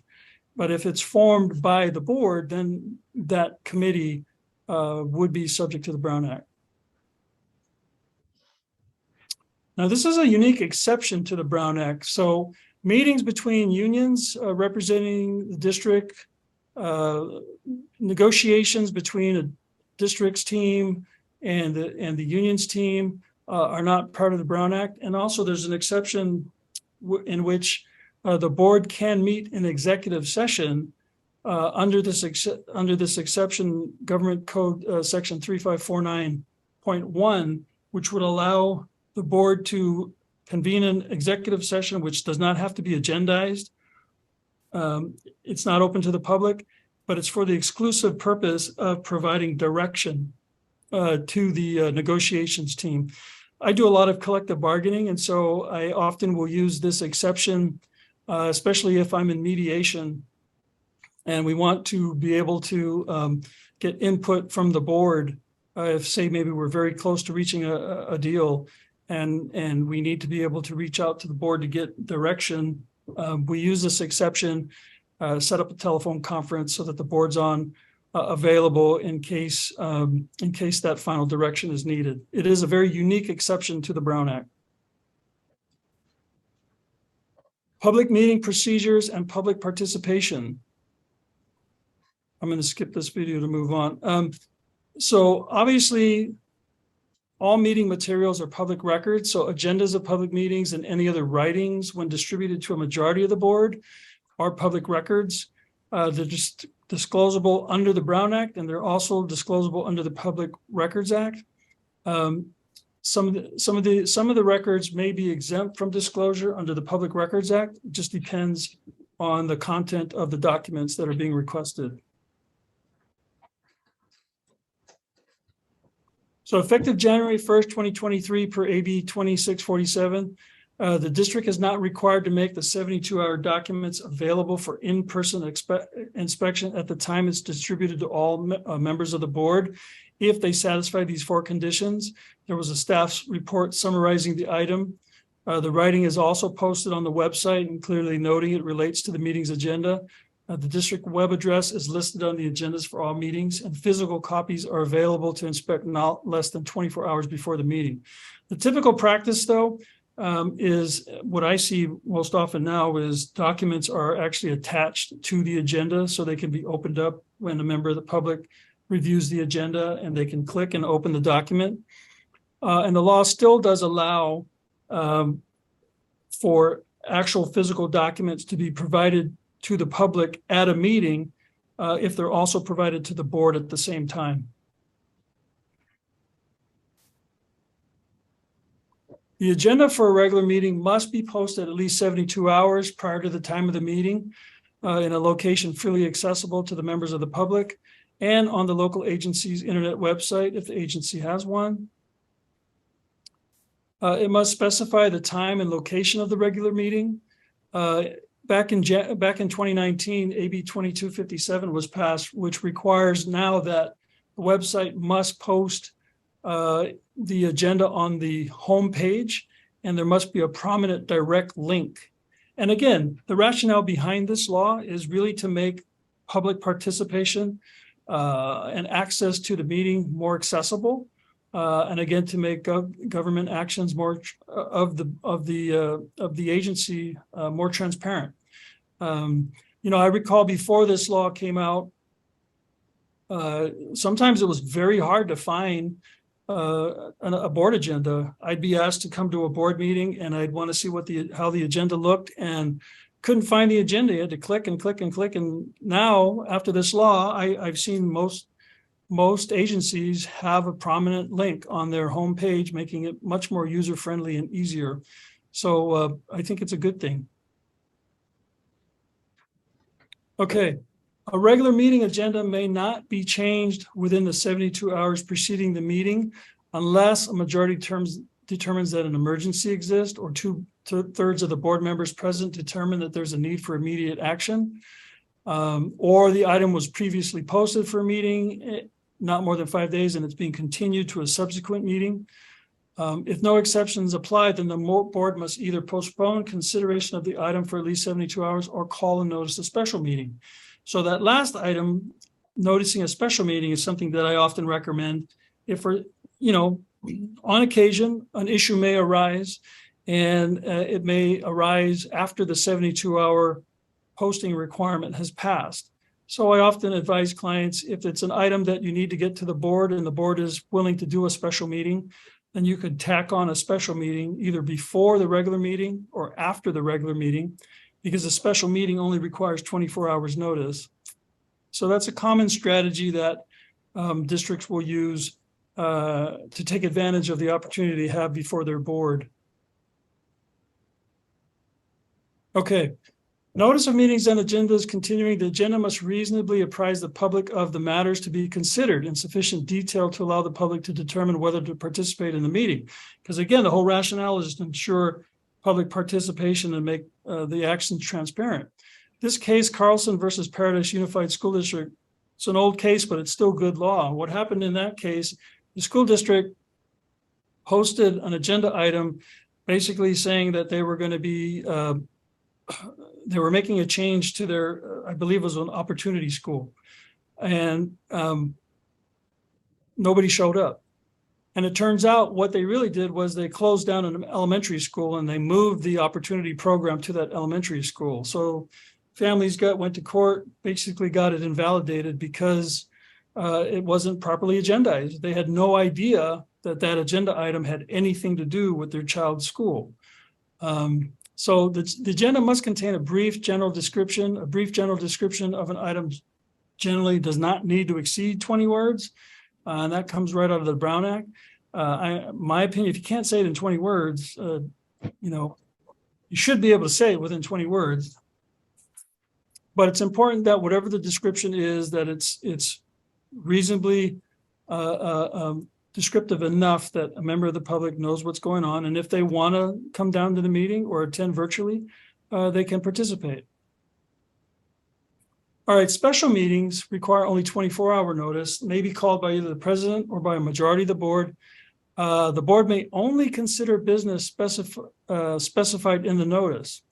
And the board may hold a closed session as part of the special meeting. And you must also allow for public comment. But this is a very unique difference from a regular meeting. For a special meeting, the speakers can only speak on items appearing on the agenda. They cannot speak on any other item appearing on the agenda. And I've been to special meetings where I've seen that happen. And I've seen some board presidents that have a good grasp of this interject and stop the individual and remind them that at a special meeting, they can only speak on items that are listed on the special meeting agenda. More often than not, the comments just kind of flow and then we go from there. But technically, they can only speak on items that are listed on the special meeting agenda. Okay, there are some limitations to special meetings. A special meeting may not be called regarding the salary schedules, or compensation paid in the form of fringe benefits for a local agency executive. That's typically a cabinet level executive, superintendent. There is some argument that it could also apply to site level administrators. Really where this law came from was, if you recall, a few years back, there were a lot of issues with the city of Bell in Southern California, where there were some really cushy compensation packages that were passed without much public comment at all. They happen in special meetings with very little notice. And there was really not much time for the public to be aware to comment about it. And these very cushy compensation packages went through. So the legislature reacted by revising the law to now require that any type of an agreement that deals with compensation in this way must occur at a regular meeting. And again, and that's because a regular meeting, there's 72 hours notice, there's more notice for the public to be aware, there's more opportunity for the public to participate, and so on. There are emergency meetings. There are provisions which allow for emergency meetings. They can be called by either the president or by a majority of the board, at least 1 hour notice to the media, except in dire emergency situations where even that 1 hour cannot be provided. An emergency is defined as a work stoppage, crippling activity, or other activity that severely impairs the health or safety. Dire emergency is a crippling disaster, mass destruction, terrorist act, or so on. Board may meet in closed session about a 2/3 vote in open session. I had this happen I had several clients move forward with emergency meetings when the pandemic first occurred. Things were moving so quickly. And I had several clients that actually exercised this exception in the Brown Act to call emergency meetings. Okay, public participation and meeting practices. Obviously, members of the public must be able to address the board regarding items on the agenda before or during the governing board's consideration of the item. Every regular meeting agenda shall provide an opportunity for the members of the public to address the board on any item of interest that's within their jurisdiction. The board may adopt reasonable rules and regulations. Common one that I see is perhaps a 2-minute limitation. That's not required by law. The board does have discretion. I have been to some board meetings where they have a 3-minute limit. And I have been to some board meetings where, depending on the item, the board will adopt a cap for a specific item, maybe 30 minutes for an item for public comment, or something along those lines. The legislative body shall not prohibit public criticism of the policies, procedures, programs, or services of the agency, or the acts or missions of the legislative body. I have been to some meetings where some individuals get very heated and start lobbying insults against members of the board or administration. And there's really not a whole lot that can be done. But in my opinion, it would be permissible for a board president, if that type of commentary is anticipated, to provide some civility reminder at the beginning of a meeting, just reminding people that, for example, there are students present, there are young children present, please be mindful. If that's something that I think it would be within the discretion to do that, but obviously, it would be for the member of the public to decide whether or not they wanted to follow that, and they could lobby those criticisms without much that you can do. There are some limited exceptions where if their conduct is unruly, that there are some actions that can be taken, and I'll get to that shortly. Okay, continuing with public participation. For non-English speakers, they're required to be provided at least twice the allotted time. So if there's a 2-minute limit, they would be provided 4 minutes to address the board. It doesn't apply if the legislative body uses simultaneous translation equipment. I have been to several board meetings where they actually have these headphone sets that are immediately translated. It's actually pretty cool. All right. Responses to public statements. The Act limits the board members' responses to public comments at any public meeting. Board members and staff may only briefly respond to statements made or questions posed by persons making public comments, ask a clarifying question or make brief announcements, provide a reference to staff or other resources for factual information, or request staff to report back or place a matter on the agenda. I get asked questions about this one a lot. When a member of the public is speaking during public comment, what can I as a board member say or the board president say? And really you can't say much. When it says that you can ask a clarifying question, the way I interpret that is perhaps you ask the individual, could you repeat what you said? It wasn't audible. Could you please speak louder? We're having a difficult time hearing you. Those types of questions I think are permissible. I don't believe it would be permissible to engage in a back and forth discussion, questioning their thoughts or their perceptions about some item. I don't believe that would be permissible. In fact, I'm dealing with an issue right now with another client that engaged in some of that. And we're helping them get through that because it can result in a complaint of a Brown Act violation. Okay. Just a couple other things about meeting practices that are required by the Brown Act. Minutes are required to be taken. Minutes are public records. No action may be taken by secret ballot. The board must publicly report any action taken in closed session. Any person attending public meeting has the right to record a meeting by still or motion picture camera or video or audio tape. I was at a meeting where they were doing a live broadcast on Facebook. The only time where that type of conduct can be limited is if it's being disruptive to the meeting. Typically, my advice in that situation is to set aside an area where maybe the media can set up their cameras if there's some issue of community interest, which is bringing the media actually to attend your meeting. And I've been to several of those before. I'm sure you all have experienced that as well. Continuing with meeting practices, any recording made by or at the discretion of the board shall be subject to inspection, but it may be destroyed or erased 30 days after the recording. Inspection of any video or audio recording shall be provided without charge on a machine made available by the district. All right, virtual meetings. So the state of emergency, traditional telephone conference rules, and new teleconference rules. So on February 28, 2023, the governor issued a proclamation terminating the state's COVID-19 state of emergency that effectively ended the local agency's ability to meet virtually under AB 361. Under AB 361, the board every month could adopt a resolution basically allowing it to continue to meet virtually while the state of emergency was in place.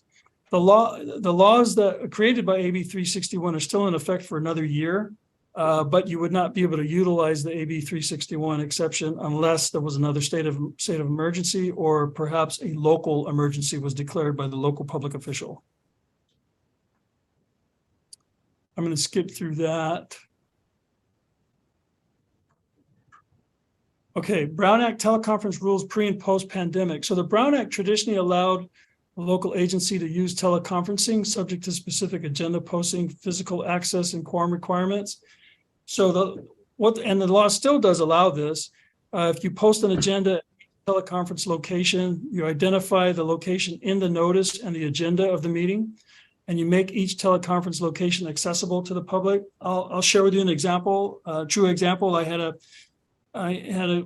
went to a board meeting where one of the members was participating from Maui, a hotel room in Maui.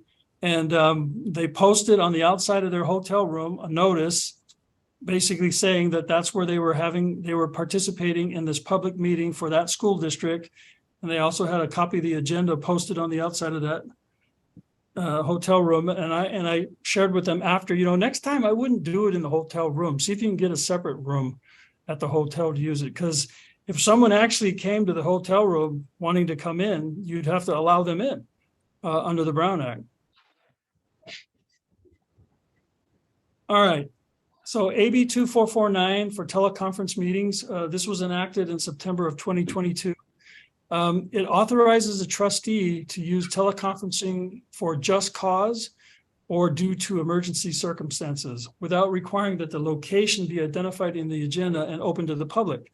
So unlike the current rule, this new rule is limited to demonstrating that there is just cause or an emergency circumstance. And in this situation, a board member could participate virtually from a physical location within the jurisdiction, from outside the jurisdiction, as long as a quorum of the members are physically located within the jurisdiction, and where those quorum members are meeting, that meeting is open to the public. Requires that a majority of the members of the legislative body participate in person from a singular physical location. That location is open to the public, and it's situated within the boundaries of the territory of which the local agency exists.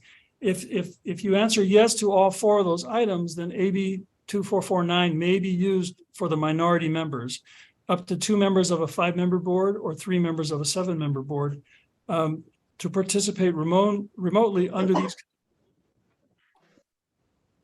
So in order to utilize these new conditions, the local agency has to provide either of the two options below. A two-way audiovisual platform, so the public has to be able to participate two-way, either via Zoom, Microsoft Teams, Google Meet, or some other. Or there must be a two-way telephonic service and a live webcasting of the meeting. So if you're going to use one of these exceptions, the just cause or emergency circumstance, you have to also provide one of these two options for the public to participate.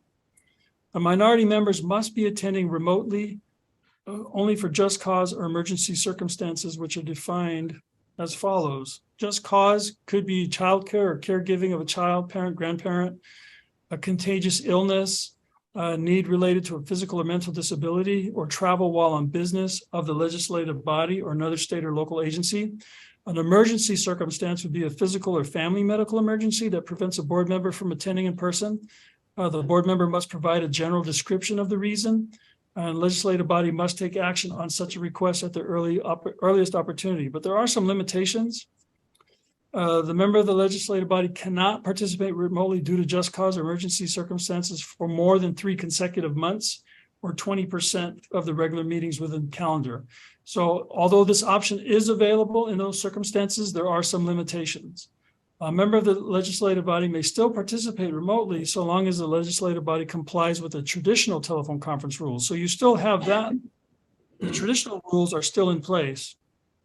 The just cause exception cannot be used by any member of the legislative body for more than 2 meetings per calendar year. So there's even stricter restrictions. Additional things to consider: the member must request approval as soon as possible from the legislative body, and the legislative body must take action to approve the emergency circumstance. Member participating remotely must indicate whether any other individuals 18 years of age or older are present. So if you're using this exception, you have to make it known if there's any adults in the room. A member participating remotely must participate through both audio and visual technology. And this remains in effect through 2026 unless renewed. Okay, this will give me a little chance to take a break from speaking. What are you doing? What are you doing? Chaos erupts as a teacher is handcuffed and hauled to jail screaming. Stop resisting. I am not. You just pushed me to the floor. It seems some school board officials didn't like her asking a pretty simple question about the superintendent getting a pay raise. This is the most disgraceful and distasteful thing I ever seen. The ladies of the talk agreed. She wasn't being violent. She wasn't lashing out at anybody. And they did that because she's a woman. That's terrible. The drama happened after English teacher Daisha Hargrave was ruled out of order during the public comment section at the meeting in Louisiana. A marshal escorted her out of the room. What are you doing? And that's when the crazy scene erupted in the corridor and she was taken away in cuffs. The officer says she was told repeatedly to leave. I am way smaller than you.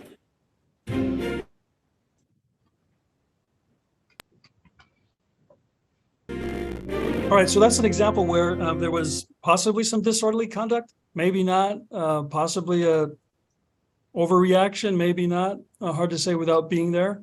But the legislature recently passed law, SB 1100, with regard to orderly conduct, and it adds Government Code Section 54957.95, which authorizes the presiding member or the board president, in essence, to remove an individual for disrupting the meeting. The presiding member or designee may remove or cause the removal of the individual for disrupting the meeting, but prior to removing an individual, the member must or designee shall warn the individual that their behavior is disrupting and their failure to cease may result in their removal. What does disrupting mean? It means engaging in behavior during a meeting that actually disrupts, disturbs, impedes, or renders infeasible the orderly conduct of the meeting, and includes a failure to comply with reasonable and lawful regulations or engaging in behavior that constitutes use of force, a true threat of force. Truth out of force means a threat that has sufficient indicia of intent and seriousness that a reasonable observer would perceive as an actual threat. It would have been nice to have had this a couple years back. I was at a few meetings where, like I said earlier, things got very heated. People were very passionate. Actually was at a board meeting where people basically took over the meeting and the board had to recess it. And the other issue we were dealing with was lack of responsiveness from some public enforcement agencies. But the legislature recognized that there was an issue, and they passed this law to give boards some tools to help them deal with this type of disorderly conduct that can occur on occasion. All right, I'm going to get into closed session real quick. Okay, so as I shared earlier, there's very limited exceptions to the open meeting rule, and these are them: discuss existing or anticipated litigation, consulting with labor negotiator, consulting with real property negotiator, individual personnel matters, student matters, and discussing public safety threats. There's safe harbor agenda description. So the legislature has established some examples of safe harbor agenda descriptions that if you use them for closed session, then you don't have any issue about not describing the items properly or not. If you follow the safe harbor language, then your agenda meets the Brown Act requirements. These are some examples. Conference with, I can't see that because something's blocking my screen, but conference with real property negotiators, I believe. And then you need to list this information: the property, the agency negotiator, the negotiating parties, and what's under negotiation. Common one that I get involved in with is a conference with legal counsel, existing litigation, name of the case if there is one, case name unspecified. And then the very common one is public employee discipline, dismissal, or release. For that one, no additional information is required. But these are just some of the examples of a safe harbor language.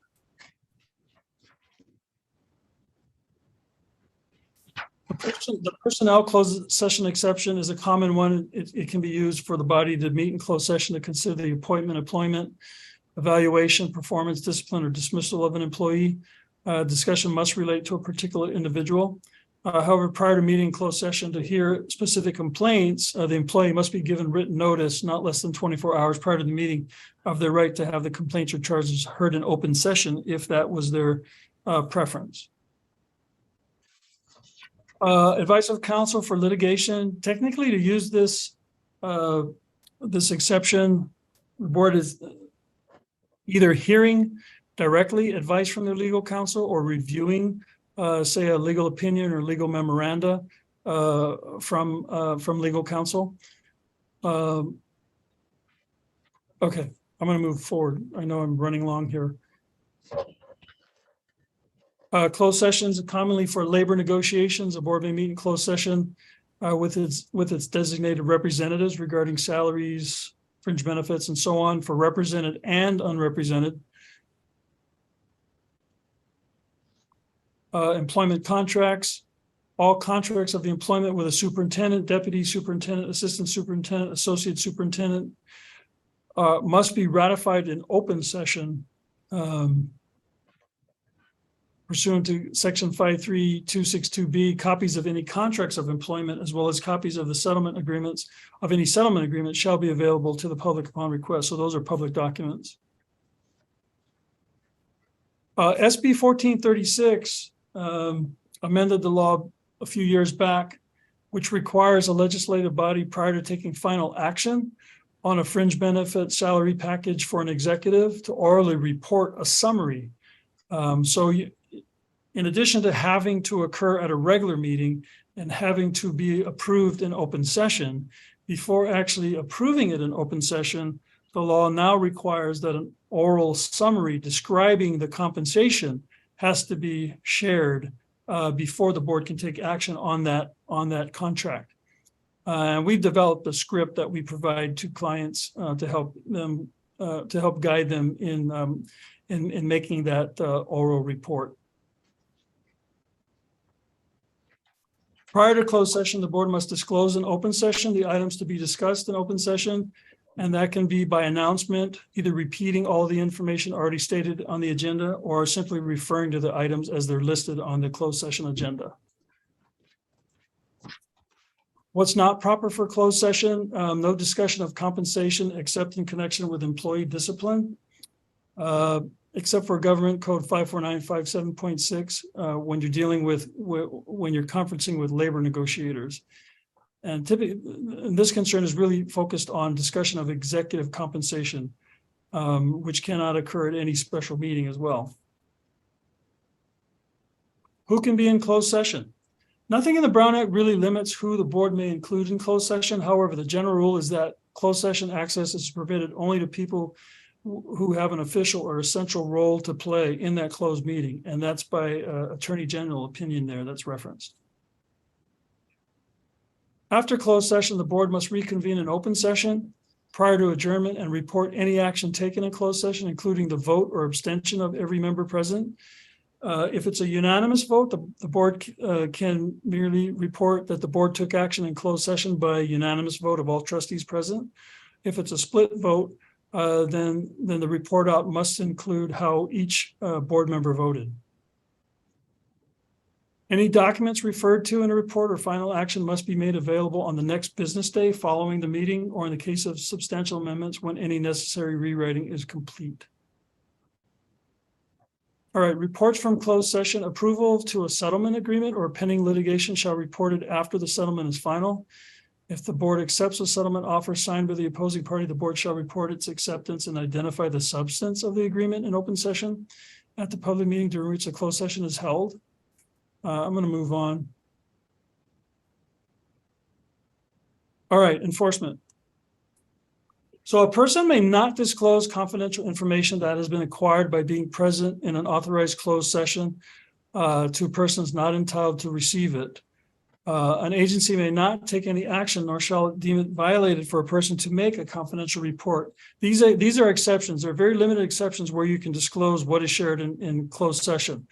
If you're making a confidential report to the DA or grand jury, if you perceive that a violation occurred in closed session, if you're expressing an opinion about the legality of some action taken in closed session, if you're disclosing information that is not confidential in information, for example, say there was some discussion about the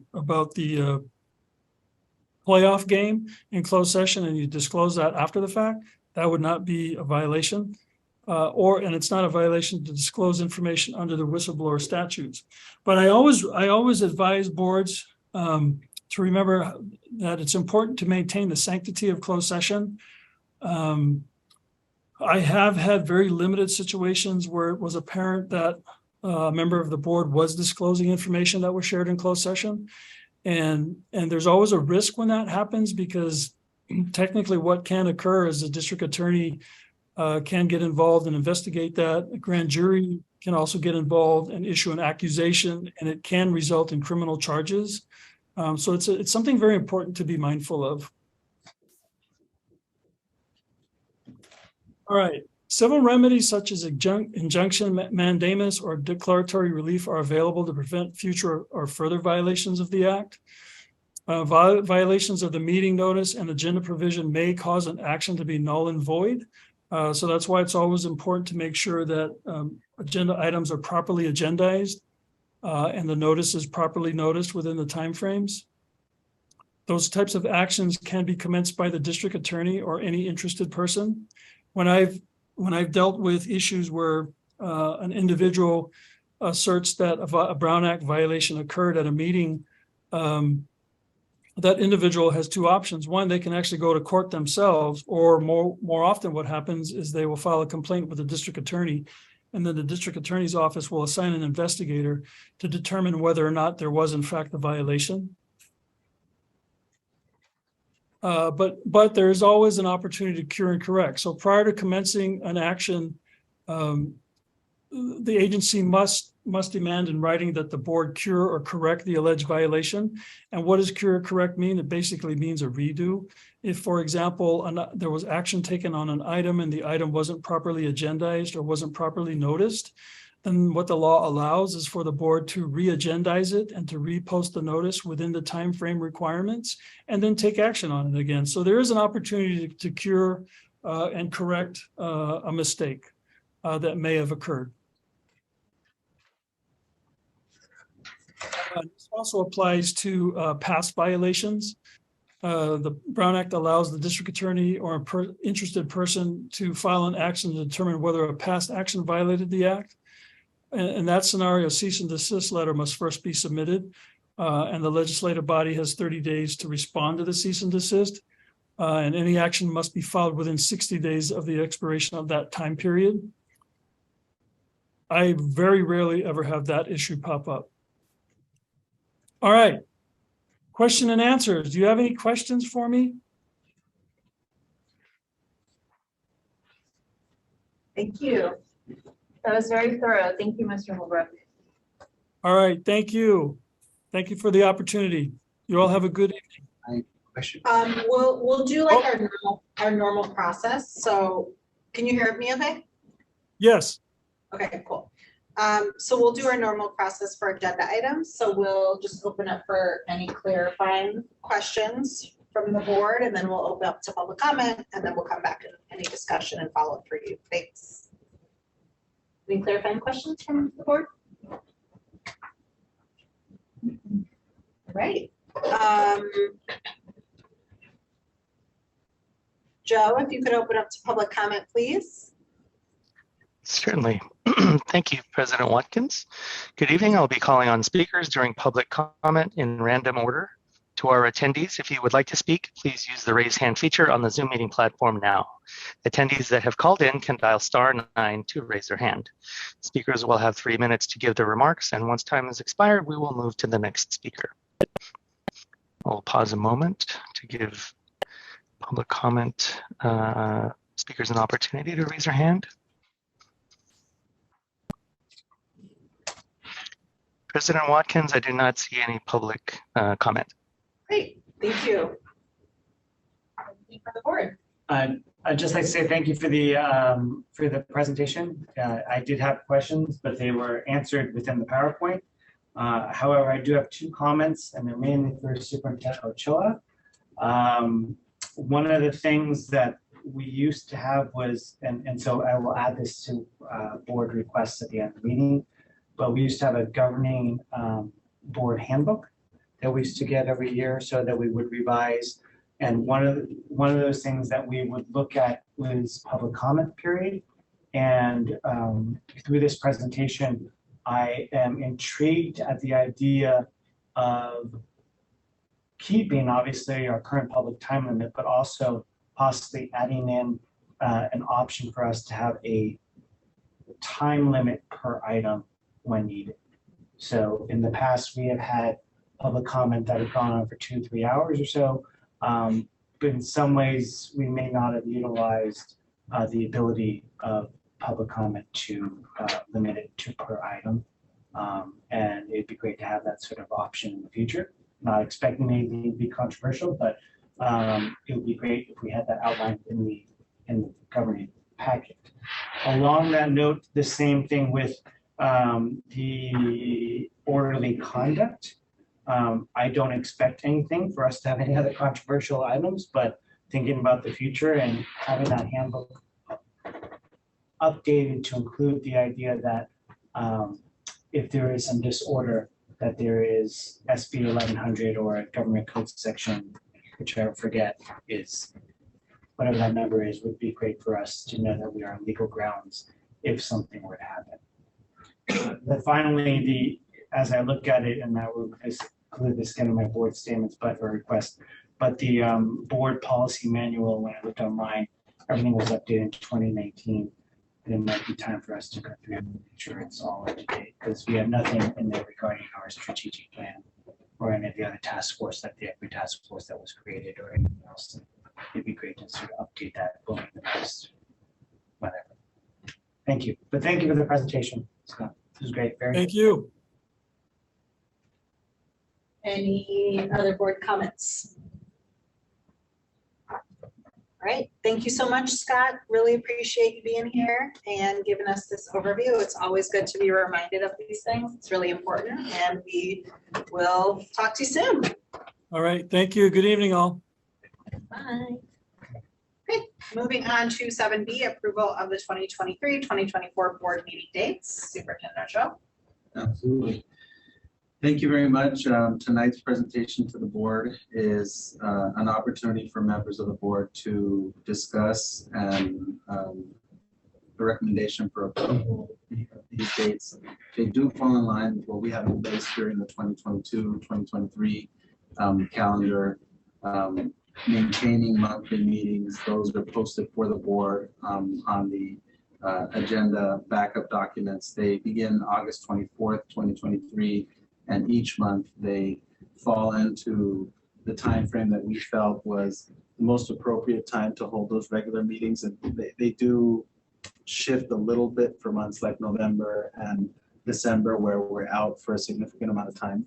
But each date is posted on this very simple and easy to read, again, related to the presentation that Mr. Holbrook just made. You want your meetings to be predictable and accessible and fall into the same category as much as possible each year. At the same time, we're also posting for the board's consideration topics that have been brought to administration's attention by the Board of Trustees. So for special study session topics, you can look on these as sort of our first round of topics to discuss. You'll recall that we had a request to discuss safe routes to school. That would be our August 10th special study session. A couple of items we've brought back that are pre-existing from this year, and those include equity-focused student achievement, special education, math, K-8, early literacy. But you do see some new special study session topics, analysis of equity-related staffing. If you recall, a couple months back, we had some questions on how do we determine how many staff work at each school? What's the history behind that? So this meeting would allow us to get deep into those details and bring multiple years of content to the board's attention. School climate is a new topic for us. We're going to really delve deeply into how our whole community of students, educators, and parents are connecting with one another, and what strategies we can use to increase the sense of belonging and a sense of safety on our campuses. We've also included, for the first time, a multilingual master plan. As you know, our Director of Multilingual Learner Services presented to the board last month talking about the development of the master plan. So we want to bring that in for the board's discussion in April. And then, of course, community schools. We're planning for that to be a big celebration of us receiving funding for our community schools and really going into the 24-25 school year with a great deal of gusto. On the last page is your school visitation calendar, if we kept it the same. Although I have had conversations with a couple of board members who might have an interest in thinking about doing it in just a little bit of a different way. So just for the board's consideration here, where we would maybe open the conversation on doing our school visitations just a little bit differently. And I just want to encourage the board to use now as the time to flex that document potentially. And with that, I'll turn it over to the board president for continued deliberation on the item. So we'll start with clarifying questions. Well, I had a question on the study sessions. I was just wondering if the safe routes to school is like a full session, or I don't know, I'm just not envisioning that it's that long. And also, just like to add on to that, since usually not the central kitchen, I wonder if it might be worthwhile to add a study session about school nutrition and that topic. I don't know if you can combine them or what you think, but I just wasn't sure if that was a full study session in itself. Clarifying question is Is that it a study session? Yeah, is it question mark? Under the current calendar, we thought of it as a full study session, although we acknowledge that there are months where more than one item warrants a full study session. And that would be up to the board to determine the possibility of holding one on an off week or on a non-Thursday. So just choosing a different day. And that, of course, at the board's direction, we could always hold a special meeting to discuss something like school nutrition, which I think actually multiple school board members over the last year have indicated an interest in really spending more time on the topic of how we feed our children. And maybe we can do during discussion is just talk about at that point if there are other thoughts on topics, kind of do like thumbs up and see where there's some consensus around other things that we might want to consider. Any other clarifying questions? No, you're right. Get the rules. What are, you mentioned, thinking about maybe changing the way that we do the school site visits. What are some other options that we could consider? That would be for the board's deliberation. I think as a clarifying question, you might shift the frequency, you might shift the number of schools you visit, the days. You might shift how we visit the schools, how many school board members go together. We could really get creative because again, this is a way for the school board to be able to observe teaching and learning happening. And so it's really the board's purview to get creative with that process. Right, if we can open up any audience public comment. Open it up to the Zoom audience. Sorry, I should say in-person audience, the Zoom Yes. audience. Yes, thank you, President Watkins. Good evening. I'll be calling on speakers during public comment in random order. To our attendees, if you would like to speak, please use the raise hand feature on the Zoom meeting platform now. Attendees that have called in can dial *9 to raise their hand, and speakers will have 3 minutes to give their remarks. Once time has expired, we will move to the next speaker. Not seeing any public comments. Great, thank you. Righty, we can now open up for board discussion. And what I'd recommend maybe we do is start with dates, move on to topics, and then talk about school visits. I will start by saying that there are 2 dates on this calendar that I cannot do. So I just want to get a pulse on like other people, because if we don't have at least 3 people, then we'll need to reschedule. So I cannot do the, oh, I can do the 10th. Okay, just kidding. I can do August 10th. For a second, I was supposed to be out of town, but now I'm not. I cannot do the 12th of October. That should be fine. I have a potential conflict on August 10th and a real conflict on September 28th. But I haven't missed a meeting, I can. This one, if that's fine. Any other conflicts? No. Okay, great. So then we can keep your calendar as is. Trustee Chen will miss the 28th. I will miss the 12th of October.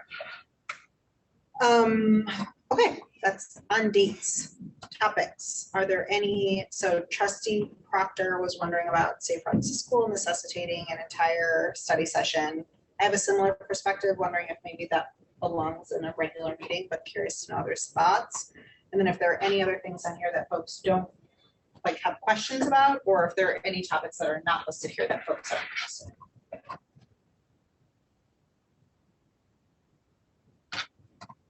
I actually don't know for the safe routes to school. I actually don't know how big of a topic it is. If I can maybe get the superintendent's info on that.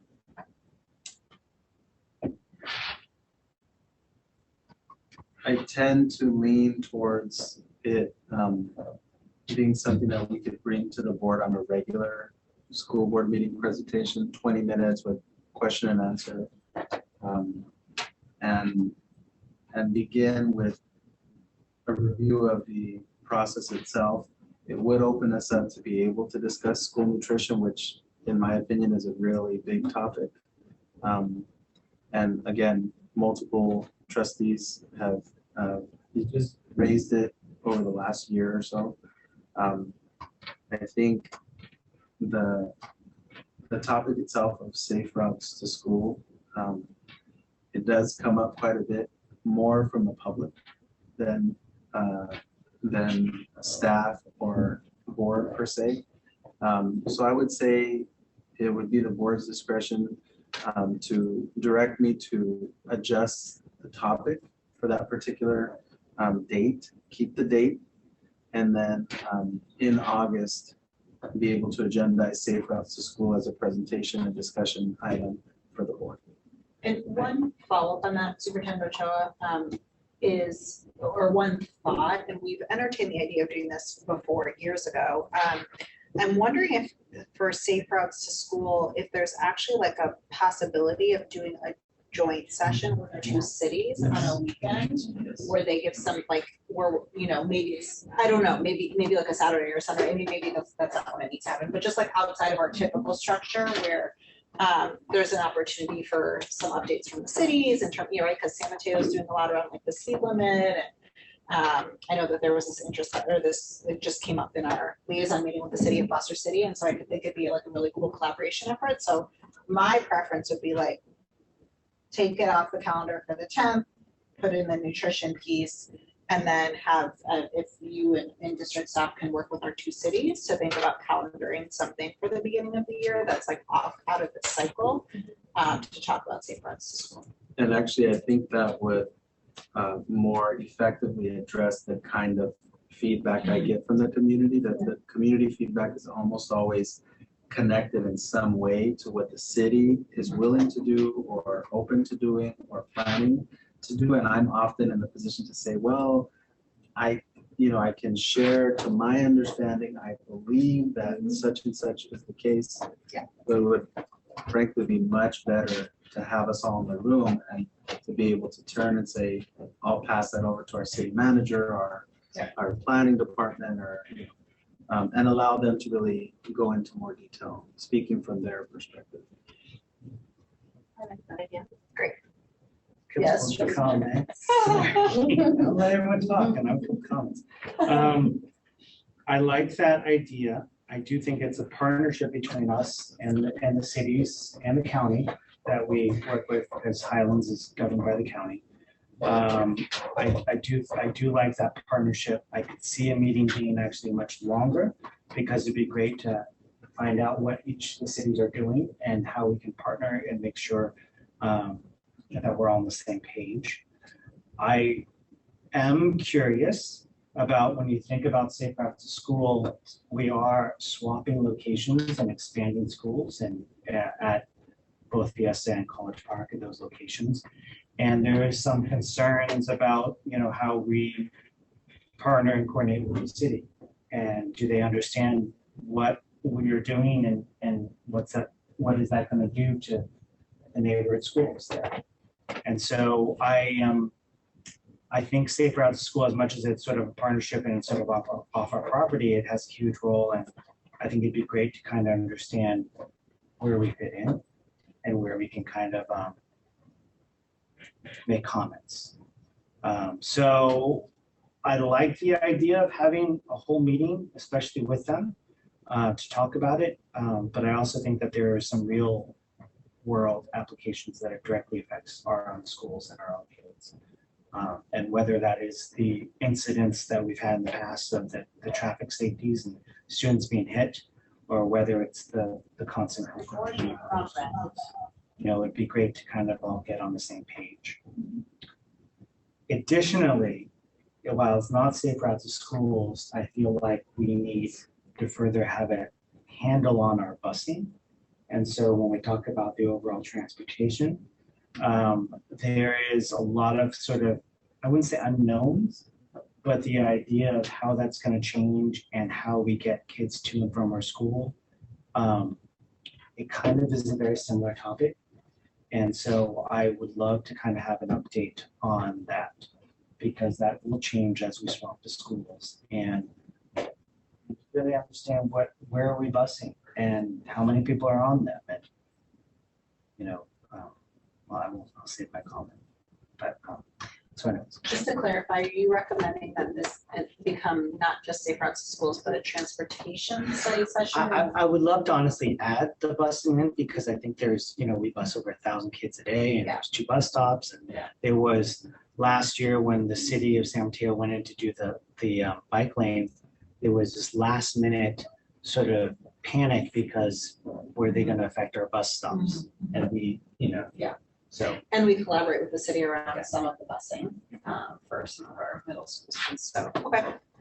Do you have what you need in terms of? I do. I want to be able to come back to the board with a couple of options of how to make some time for this board to invite the public in to give comment, feedback, to discuss transportation and safe routes to school before we pull in our partners with both cities, and at the same time be open to the idea of separating it, because I think there's a lot of detail that goes into it, and it might end up being too much content for just one meeting. So we might, fingers crossed, ask our partner agencies to attend more than one meeting with us. Great, love the collaboration. Anything else in terms of study session topics? The only other thing I was going to say in terms of a piece that I know came up at our last study session was around curriculum and process for like curriculum, book selection, libraries. I don't know if like the thinking is like that kind of fits into like math when we're talking about math, or fits into early literacy when we're talking about that, or if we feel that there's a need for that to be separate, but just wanted to bring that up. I'd like to be able to invite our assistant superintendent of services in to give some comment on that, give David Chambliss an opportunity to share with us plans for any curricular adoptions that might fall outside of ELA and Anything else on that? So then lastly is site visits. You typically wait until the end, but I think this time you should speak first, actually. I speak first and at the end. So I had a conversation around one-on-one with Superintendent Ochoa. As you all know, I love our school site visits, as I mentioned today in our interviews.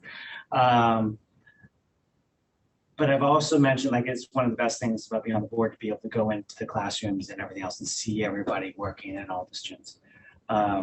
And we've done it so many times that we immediately know, like when we walk in, you can see the techniques, you see, how the class is functioning. I've had this like feeling over the last few years through COVID and stuff, where we've sort of, because of COVID, we sort of put up these walls and we're not letting people in, and there's no like transparency. And I feel like if people saw what we saw, like we're able to come in a little bit and see and act as if they were, walk in the classroom for 5 minutes, walk out, just see what's going on. I think that would do a lot of maybe goodwill or have more of an understanding from the community. And so one of the conversations was, or the ideas was, well, maybe the school visitations still stay as they are, but we allow, other site visits from, let's say, as an example, maybe board members who bring in the PTA president and the ELAC president and some member of the PTA or so, and walk them through as if it was sort of a school visitation, so that in some ways they can be further ambassadors of our schools to help contradict maybe some of the issues that we see of the rumors and other things. Because when people see what we see, it's just sort of amazing. And we talked about that maybe this is a place here. that we can look at. And maybe, I mean, I know Trustee Brooks and Trustee Trent, you just came on, and maybe you guys would continue, you know, with those, but maybe it's not a sort of mandatory for all of us to be there. Maybe it's, you know, we sort of modify it, or maybe it's, you know, 2 members and then the other 2 do some different things. I don't know. It was just an idea of how we look at these school visits, because I feel like there's just like there's unknowns to our schools, and people, we put up these walls and these security fences, and because of COVID, we said don't come on campuses, especially middle school. And we were doing so many amazing things, and I kind of want people to see it. So. Don't you think like the PTA presidents or those other leaders already or know what's going on campuses, and it's more people that are not as close? It's true, yeah, absolutely. I do, but I don't think they see it in the same way that we do. And I think that, yeah, I mean, I those are examples.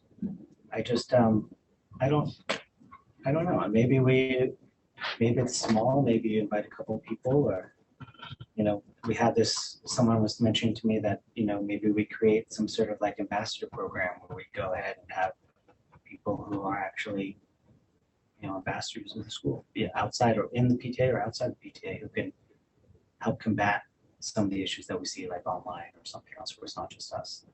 But I don't know, these are just ideas that it's just a sinking feeling that I have, that I just wish more people were able to see what we see.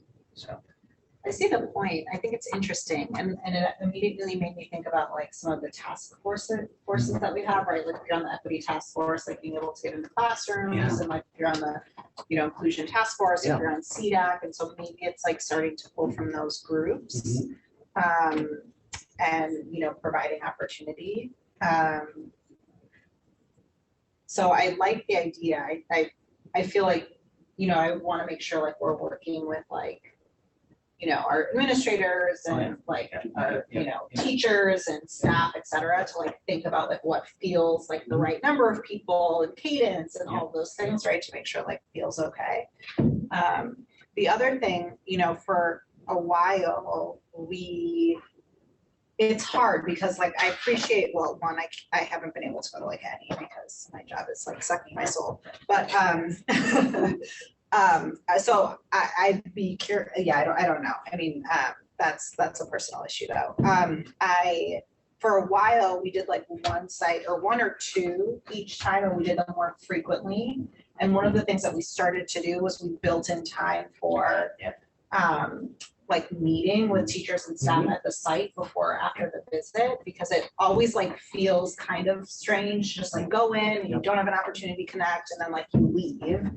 And like you want to talk about all the great things that you've seen, or like give people an opportunity to like share feedback, right? So it's like a 2-way street. It's not just like us going into classrooms. So it feels weird saying that as like the person that doesn't currently have time to do any of it, to be like, let's do more of it. But I do think there's something around that. And so maybe it is like dividing up, so you're not going to every single site, or maybe it's selecting a certain group of sites like per school year. So it's like a doable, like it's a little bit more intentional in terms of like bringing in a wide range of people, having an opportunity to connect with teachers and staff and administrators. So maybe it's not trying to hit all 21 schools, or maybe it's dividing and conquering, or I don't know. But we are like, I mean, at some point, not right now, but we are all like trustee area people. So we could also divide that way and then share board meetings. Yeah.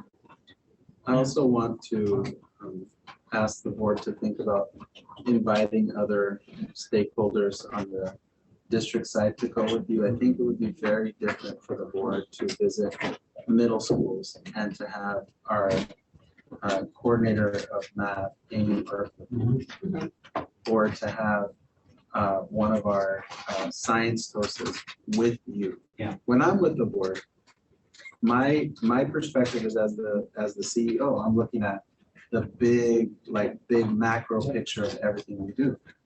You know, these folks are specialists. They're highly trained. They're going to see things in a certain way. Now,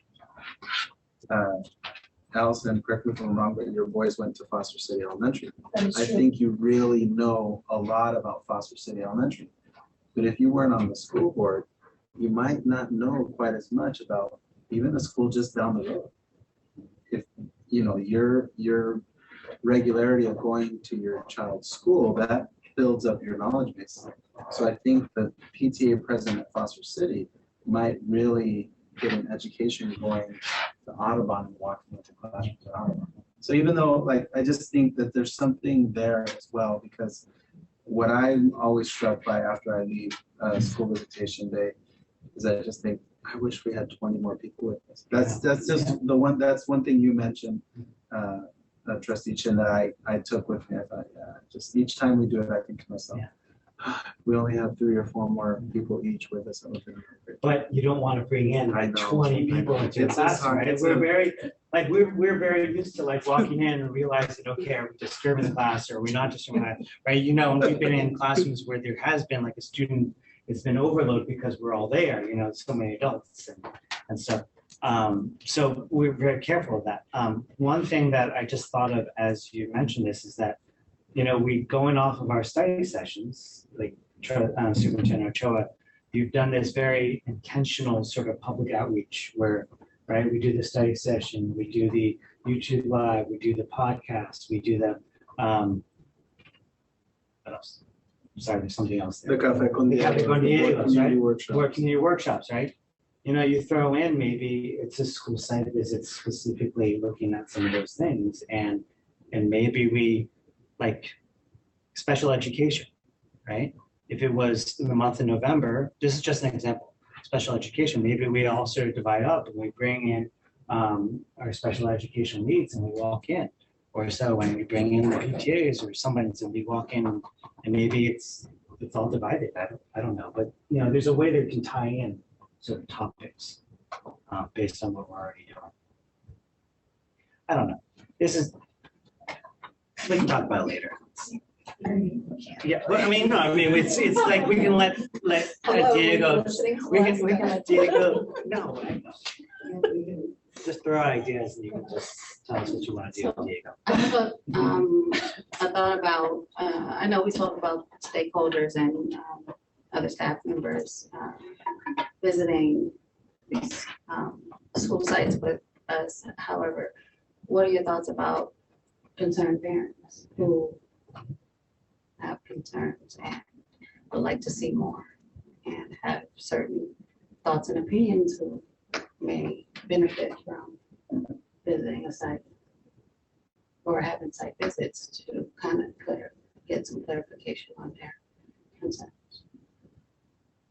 Yeah, I mean, I think it's an interesting point. I think in my mind, they might be two separate things to some extent. Like I think when I think about what you're proposing and kind of what I see in alignment with like similar to a board visit, it's like these are folks that are like helping to move the needle on their strategic plan, and like they're there with the intention of like seeing it in action to think about like kind of keep making it better. I think the intention of a concerned parent, like we should open up space for people. I just think it's a little bit of a different purpose, and I think it might take like a little bit of a different approach to think about like how we actually set that up. Like maybe there's like a couple of like days that are like open for like walkthroughs, and there's like a presentation, like there's like some sort of like preview, it's an expectation, like there's, I feel like it might be a little bit of a different approach than kind of like the intention.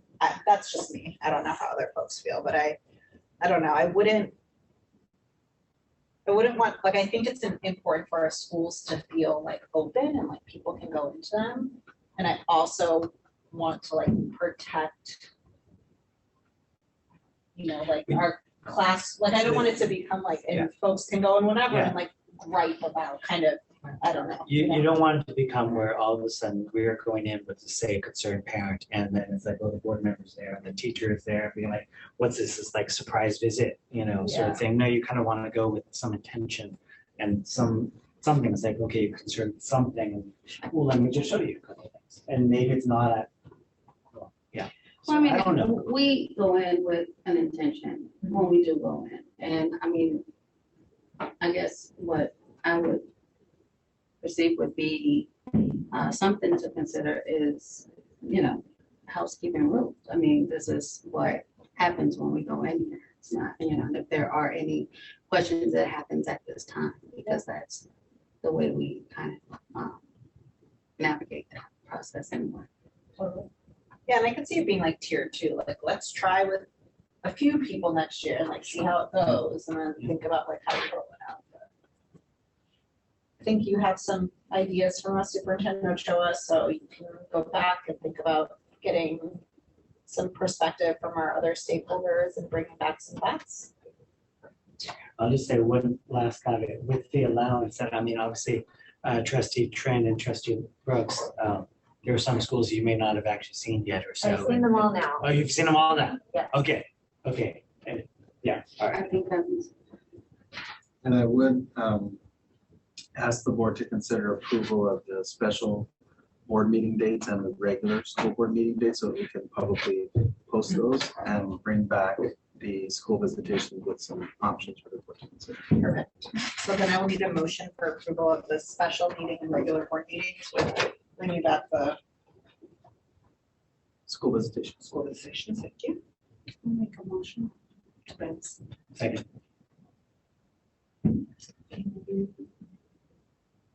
Do we need to clarify that it's for regular in the motion? Can you just, Trustee Brooks, clarify for regular meetings and special board meetings? Yes, I will make a motion to pass the regular board meetings and study sessions with a motion to revisit the school visitation. Thank you. Second. Thank you, Trustee Brooks for the motion, Trustee Chin for the second. All those in favor say aye. Aye. Aye. Aye. Great. Moving on to status report of capital projects. Good evening. Hello. 1 second here. I'm gonna share my screen. Okay. So good evening, Board of Trustees and Superintendent Ochoa. My name is Amy Rufo, the Director of Facilities and Construction. Can you guys hear me okay? Yeah. Okay. This is the May presentation for Measure XT and our additional capital funding sources. Then, oh, you guys can't see my screen? I can't see your screen. I'm sorry. Thank you. 1 second. Share.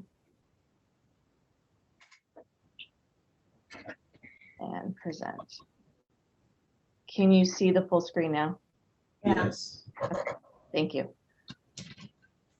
Status update, we've moved forward with the new school North Central design. We're rounding out our schematic design. I'll be able to show you a few slides today. Highlands and Lead NPR, we bid those in the last month. We received great bids. I believe 6 bids for each of the projects, and we awarded those significantly under budget. Highlands has broke ground, and the lead will be starting right after school gets out.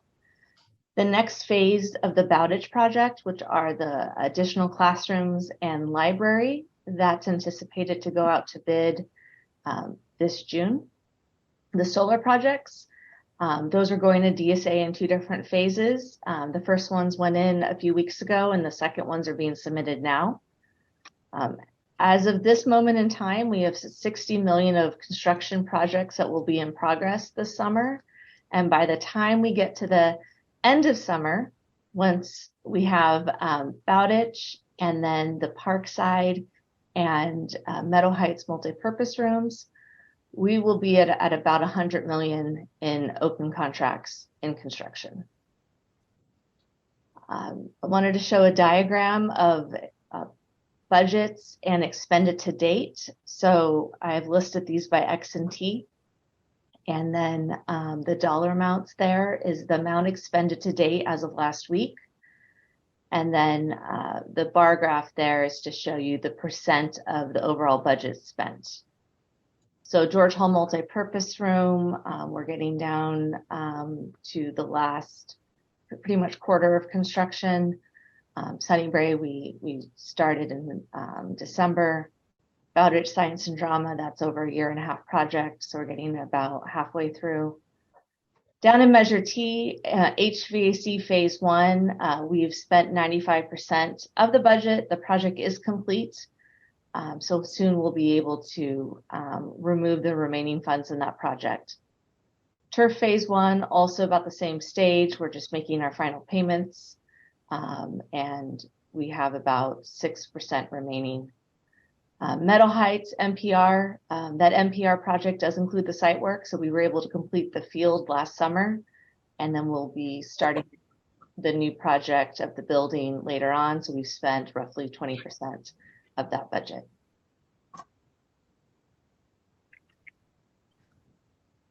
This chart shows us Measure X and our additional funding sources.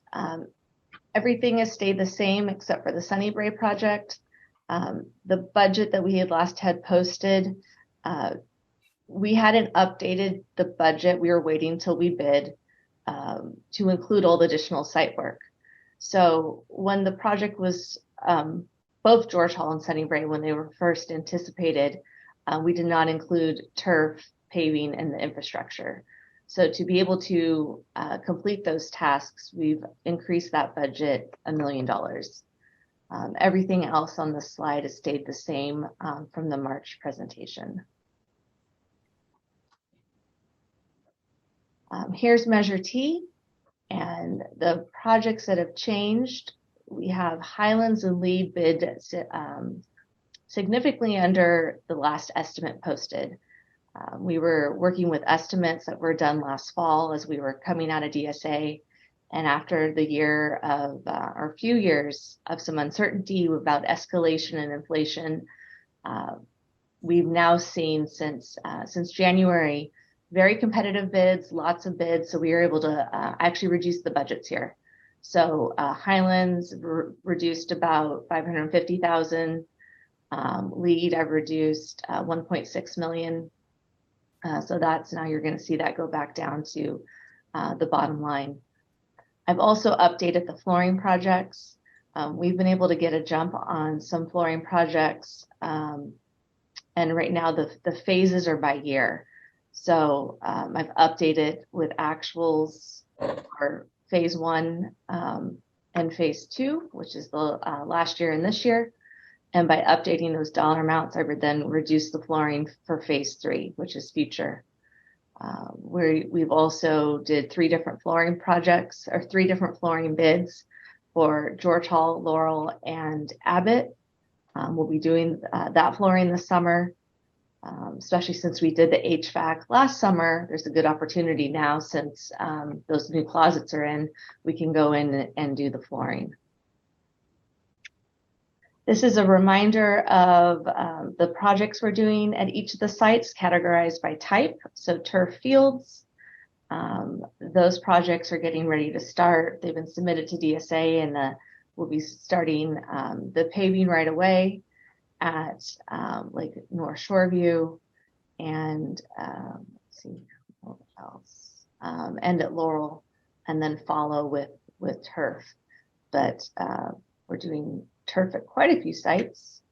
Adding HVAC, I want to just show you that there's 8 sites we're doing, 4 sites, Beresford, Foster City, Lead, and San Mateo Park. That scope will be able to be completed this year, but Audubon, Bayside, and Baywood, Parkside, that scope is happening over 2 years. Part of the reason is the extreme amount of electrical work that we have to do to prepare for the HVAC units. So we're doing infrastructure the first year. Reminder of new buildings. George Hall is almost complete. I'll show you some photos in a minute. Sunnybray, Lead, Parkside, and Highlands are all on schedule to be done summer of 24. Meadow Heights is trending a little farther behind with fall of 24. Bowditch's new building should be complete in 2025, and then North Central's trending 25-26. Here's an update. We have the name Fiesta Gardens as a placeholder since the program is moving to the North Central site. But here's an exterior elevation looking from Humboldt towards the gym here on the right with a taller and wider mass with quite a few windows showing the inside of the building. We have the lobby here on the right. The left is the satellite admin with then classrooms as we continue down the street. Here is a progress drawing of where we're at, looking at the site plan. We are continuing to develop the grades of the site. Turnbull, if you've noticed, if you've been by the school, it is 3 feet taller than the College Park campus. So also with the new classrooms we're building, we also have to build them up higher because of a flood zone in the neighborhood. So we're getting creative with the grades. We're still working through how the landscaping will be, but we've masked out the gym here on the right with then the classroom buildings and the STEM classroom, still working on driveways and parking layouts, as well as the pathway to then return back to the main part of the College Park campus, working on the turf, middle school appropriate size games, and then the quad outside the classrooms. George Hall multipurpose room, as I mentioned, is nearing completion. We actually have received kitchen equipment. And so that's when it starts to get really real, when you see all the equipment actually in the kitchen getting ready to be cooked down. They're just finishing the interior finishes now. And we're excited to open this up to the campus in August. Bowditch Science and Drama, the image on the top right is inside of the drama classroom. The image on the left is an exterior view of the drama room. And then here on the right is the science classroom. The science classroom is very utility heavy. We have lots of sinks. We have gas to the labs. So there's quite a bit of underground work that's happening. You'll see a lot of conduits popping up, but we're getting ready to be able to finish that for the slab and continue with building the walls. Actually, a lot of the walls are already built. They were built in the contractor's warehouse. So soon you'll be able to see it be popping up out of the ground pretty quickly. Here's our beam signing. So this is at Sunnybray.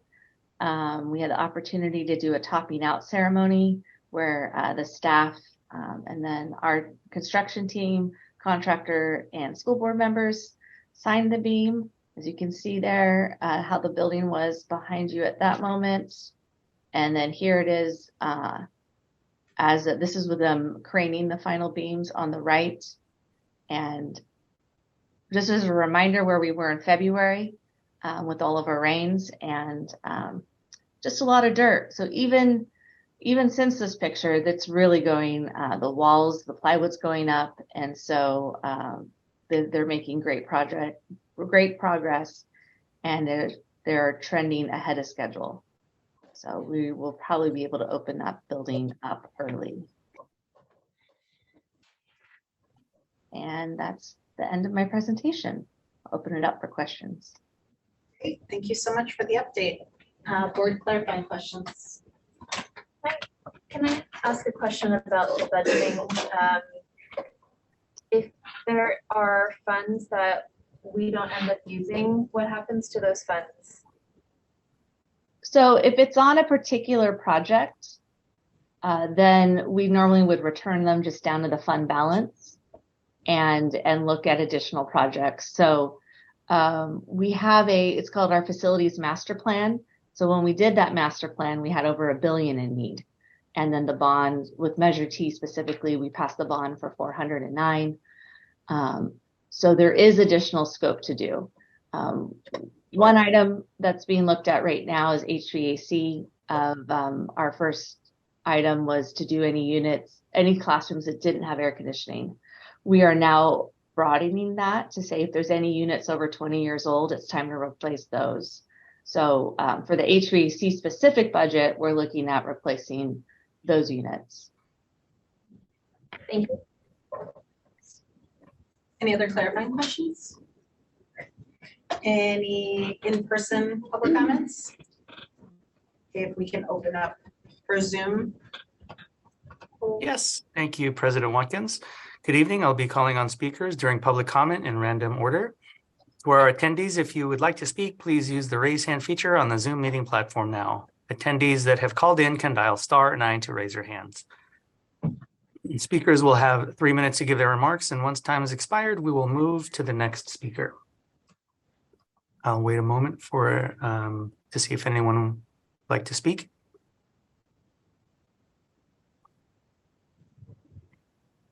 No public comment at this time, President Watkins. Great, thank you. Any board comments or discussion? One question / real comment, actually. This summer, of our 21 sites, I think the question is, which sites are we not doing construction? That will be where we're having summer school. So there's stuff happening at every site with either our summer school or enrichment program. So that's Meadow Heights, Fiesta Gardens, and College Park. Other than that, we're doing construction. At Beach Park, are we doing anything? Oh, sorry, Beach Park. Not doing anything at Beach Park. Thank you.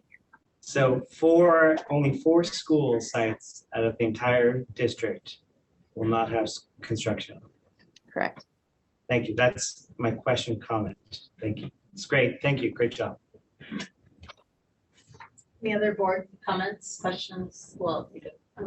I have some comments. Just wanted to congratulate everyone on the beautiful work that's being done. I just got a chance to visit the George Hall NPR, and that's looking amazing. And I was telling Superintendent Ochoa that it's just, to me, I don't know anything about designing buildings, but when we see the concept and we see the design and then it ends up looking like what we were shown, that just already feels like a win. But this is such a beautiful building that I know that everybody in that community is really gonna get to really enjoy that building. I also think that the progress being made is going very fast. Like you showed the comparison at Sunnybray. We weren't there. I mean, we weren't there very long ago, and now it actually looks like the structure of a building. And so that was really cool to see. And again, I'm excited for Bowditch and all the work that's going to be happening there. I know we have a science teacher in the audience here that hopefully he's getting excited about the science building. But it's just amazing how quickly these buildings are coming up and how quickly the turf fields are being done.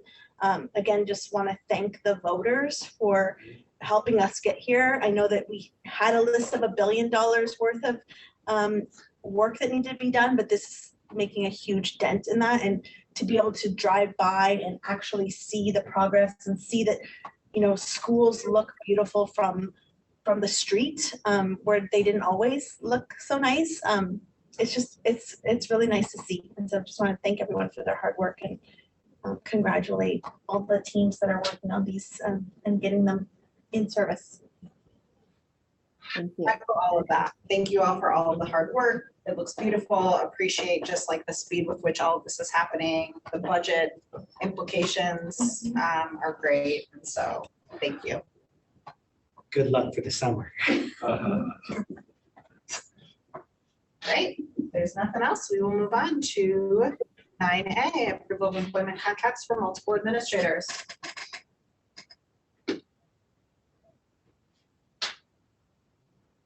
Thank you, Trustee Watkins. This is a continuation of the board item that we brought you all last month, where we approved contracts for directors. In this case, the contractors are for our site level leadership, with one exception, but most of them are site level leaders. It is absolutely crucial that we retain our talented leaders at our sites in order to continue all the good work that we've been doing over the past years. And so with that, we do ask that you approve 3-year contracts for each of the individuals listed. They would be contracts that are from July 1st, 2023 through June 30th, 2026. Much. Any clarifying questions? Great. Any in-person comments? All right, we could open up Public comment on Zoom, please. Yes, thank you, President Watkins. Good evening. I'll be calling on speakers during public comment in random order. To our attendees, if you would like to speak, please use the raise hand feature on the Zoom meeting platform now. Attendees that have called in can dial *9 to raise their hand. Speakers will have 3 minutes to give their remarks, and once time has expired, we will move to the next speaker.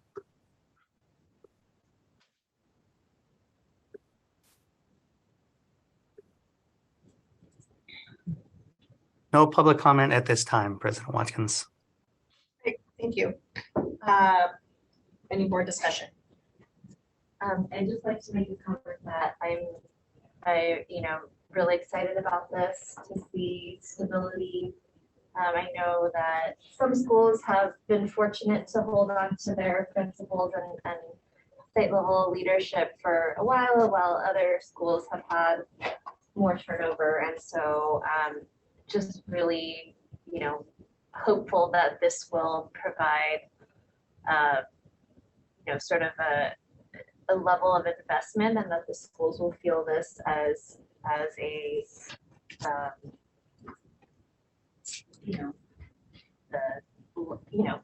they're getting the love that they need, right? And that we have principals who really care about their school sites, really know their school sites and know their communities.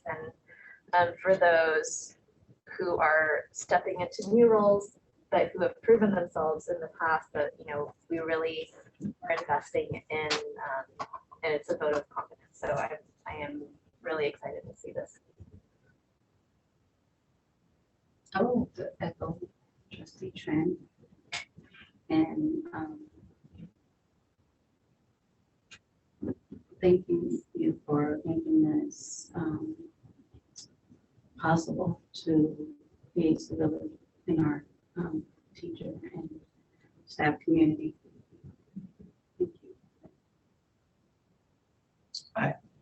I'm super excited, like as the last time we did for the district office staff. This is amazing. It's one of those foundational structures. I feel like we need stability in our school district. We're in the education field. When you look at our actual budget, and it's something like 85 to 93% people that we pay for, this is really just showing that we are actually supporting our people and the people that we want, and that's doing well, that have been here for a long time. And I think that it gives them stability because they're not sort of on pins and needles every year. And it's something long overdue, and I'm super excited. So I'm very happy about this. This one is up for a vote. Motion to approve. Second. Thank you, Trustee Chin, for the motion. Trustee Trin for the second. All those in favor say aye. Aye. Thank you so much. Thank you, Trustee. Moving on to education services, update on LCAP. Hi, good evening, Board of Trustees, President Watkins, and Superintendent Ochoa. I'm going to bring to you an overview of our LCAP, which includes our goals and actions.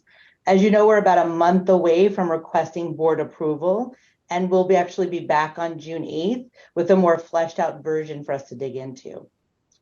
As you know, our LCAP is directly tied to our strategic plan, following our 3 goals of achievement, equity, and wellness.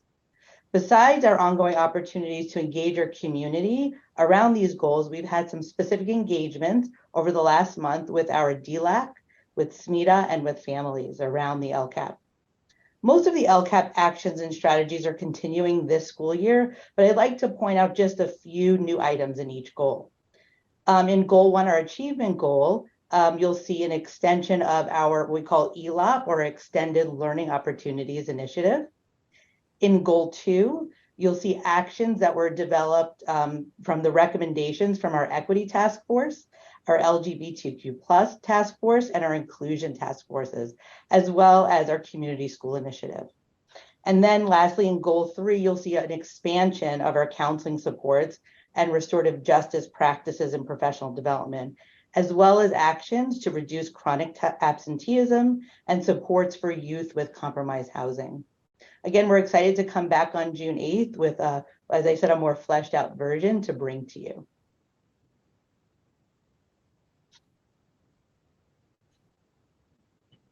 Awesome. That was quick. Yeah, hey, we appreciate quick. Well, it's LCAP and LPAC, so I don't want to confuse us because we put those on the same night. Any board clarifying questions? Any in-person comments? Can we take Zoom public comment, please? Yes, good evening. I'll be calling on speakers during public comment in random order. To our attendees, if you would like to speak, please use the raise hand feature on the Zoom meeting platform now. Attendees that have called in can dial *9 to raise their hand. And speakers will have 3 minutes to give their remarks. Once time has expired, we will move to the next speaker.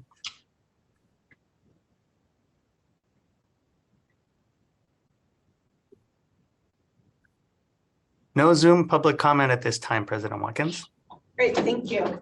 Any board comments, discussion?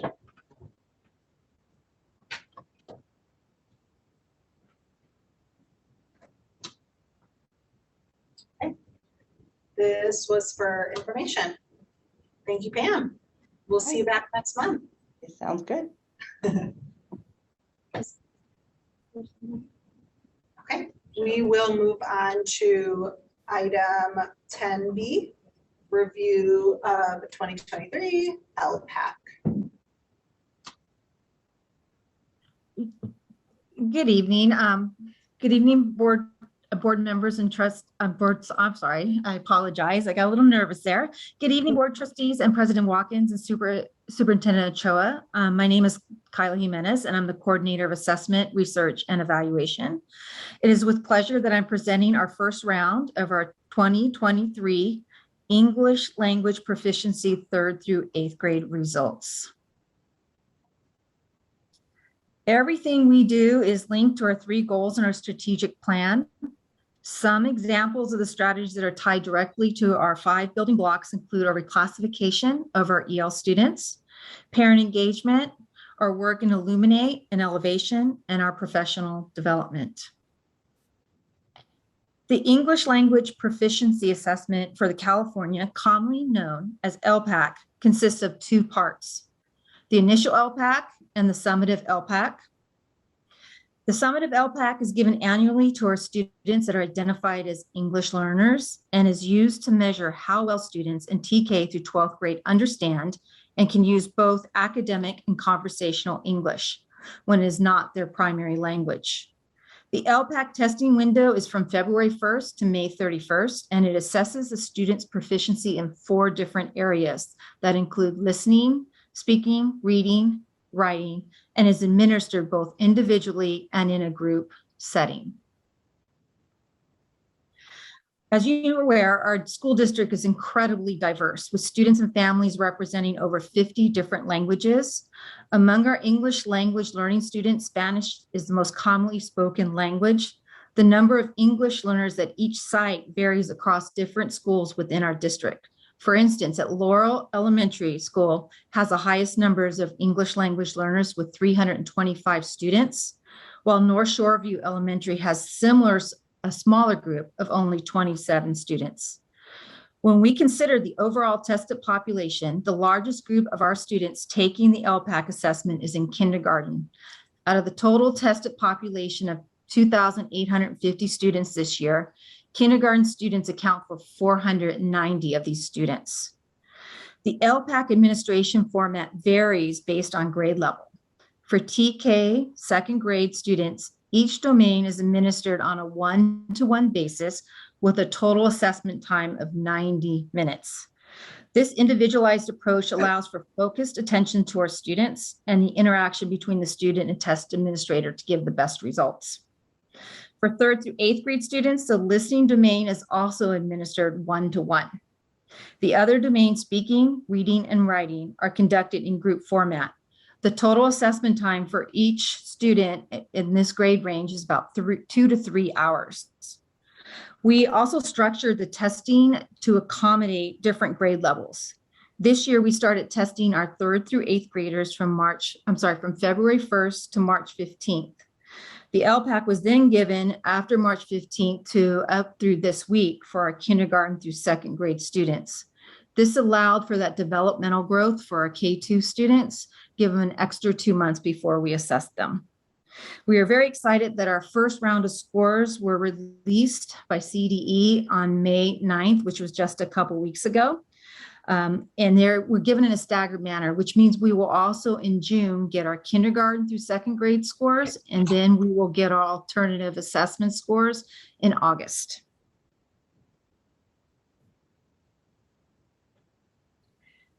This year, we had a total of 1,617 third through eighth grade students that took the LPAC, which evaluated across those 4 different domains. The 4 domains are breaking up into 2 areas, oral language and written language. Under oral language, the listening and speaking domains are considered, and under written language, it's the reading and writing. Each of these contribute to 50% of the final assessment. Notably, the results indicate for our students that oral language is a strength among the students in this grade range. Approximately 35% of our students demonstrated a level 4, the advanced proficiency in oral language, which signifies a high level of competence in listening and speaking. English showcasing their ability to comprehend and communicate effectively in English. In contrast, the proficiency level in written language represented by reading and writing domains was relatively lower. Only 5.8% of the students achieved a level 4 proficiency in written language. This insight is going to guide us in designing targeted instruction and individual interventions to foster growth in written expression while reinforcing the overall language. However, it's important to note that the overall level 4 proficiency across all domains, both oral and written, was 16.2%. This indicates that 262 of our students in grades 3 through 8 have achieved a strong command of English language skills across all 4 domains. In the 2023 LPAC results for 3rd through 8th grade students show an overall percentage of students achieving a level 4 proficiency at 16.2%. However, when we examine the results across specific grade levels, we observe variations in proficiency levels. The highest was our 7th grade at 26.6% attained at level 4, while 5th grade was at 20.9% of our students at a level 4.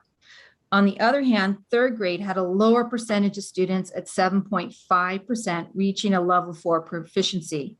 The number of students that reclassified in 3rd grade this year between July of this year through last month, combined with the increased complexity of this test between 2nd and 3rd grade, and the change in the format from 2nd grade individual to group setting in 3rd grade during the assessment process does impact and pose challenges in students' performance in 3rd grade. So there is normal a drop within the proficiency range within the 3rd grade is generally lower than the rest of the groups.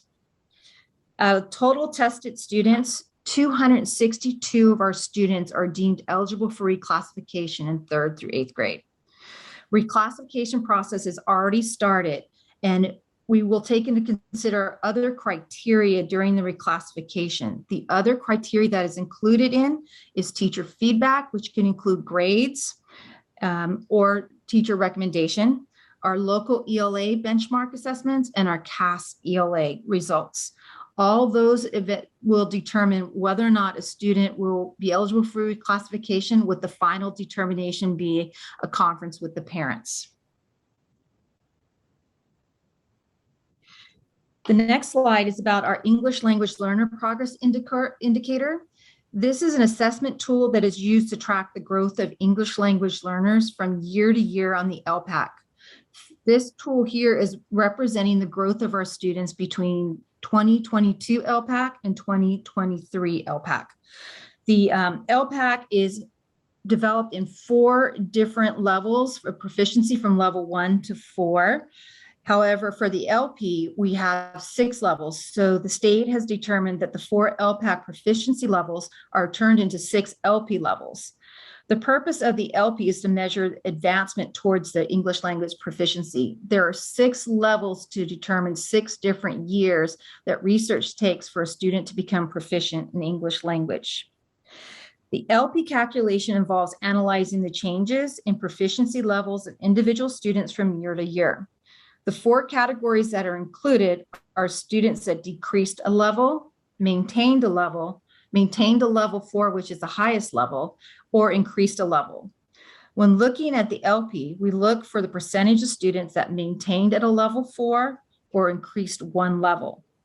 In 2022, our LP assessed the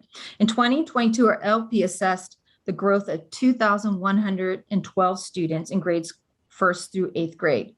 Among these students, 53% either maintained a level 4 proficiency or showed an improvement of at least 1 level. This indicates positive progress in English language development and aligns with the median growth rate on the California dashboard. These results that I'm showing you here exclude our 1st and 2nd graders, which will be added in August. There are currently 1,403 students whose growth can be measured from the 2020 school year to this year's 2023 LPAC assessment. At a rate of 47.04%, we are at a medium growth rate. With the inclusion of 1st and 2nd grade scores, we expect this indicator to increase. In the terms of grade level growth, 8th grade exhibit the highest growth rate of 58.67%, closely followed by our 7th grade growth rate of 56.5%. Conversely, like we saw in the overall, 3rd grade showed the lowest growth rate among grade levels at 29.28%. And now that we have the first release of our LPAC results, we already begin working on our next steps and utilizing these results to help our students. That is the end of my presentation, and I will open it up for questions. Great, thank you so much for the presentation. I will turn it over to the board for clarifying questions.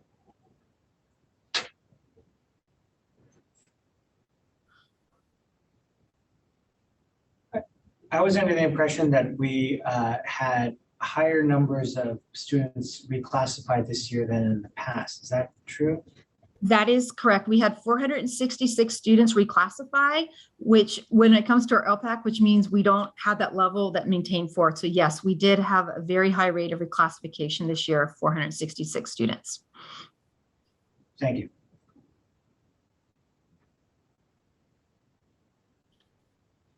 Any other clarifying questions? Audience public comment in person? I don't think so.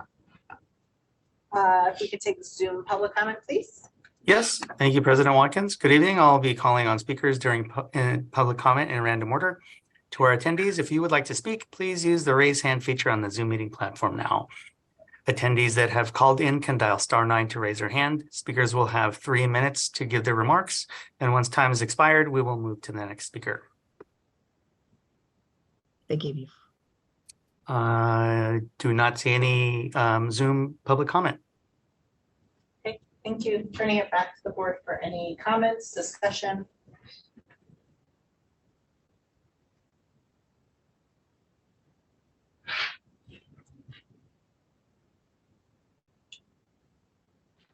Okay. Thank you. Thank you so much for the update. Really important.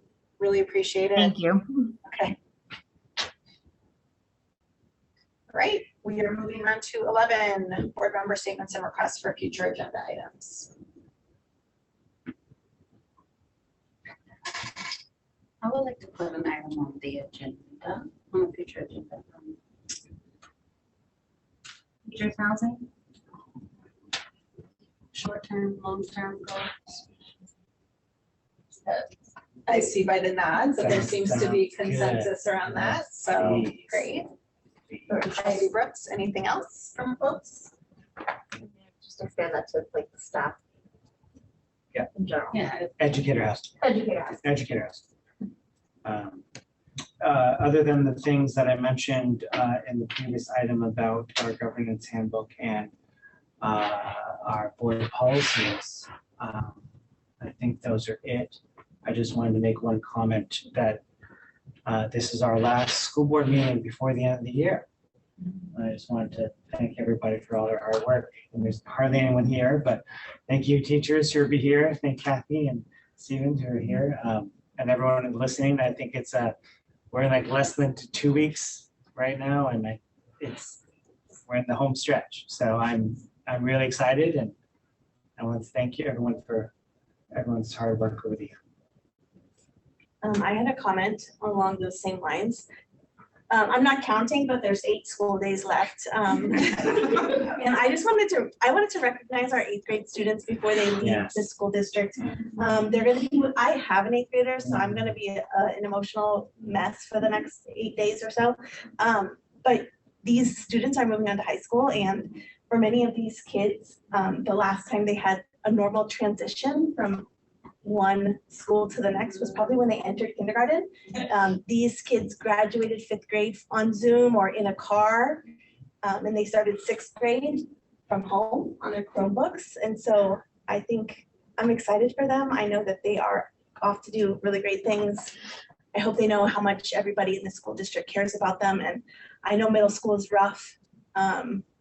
But it's also, I mean, as a mom, it's been my most favorite age because you get to see these kids that have just listened to you and done everything you've ever said for them to do, and they've loved you, and they get these personalities where they now are their own people, and it's rough.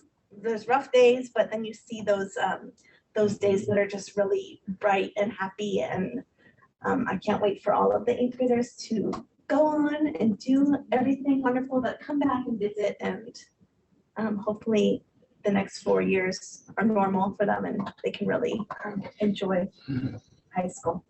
Well, I'm not sure when, I mean, my kids have not had a stage where they always listen to me, so I don't know. Listen, I'm choosing to think of the positive things. But I will echo those. I think that middle school can have its ups and downs, and there's so many changes, physical, mental, emotional, and we do really care. We want to, and I also want to say to anyone listening out there, we want to hear from you. Like, what's your experience been? What can we do better? I want to hear as much as we can from our students. I have one more comment, just real quick.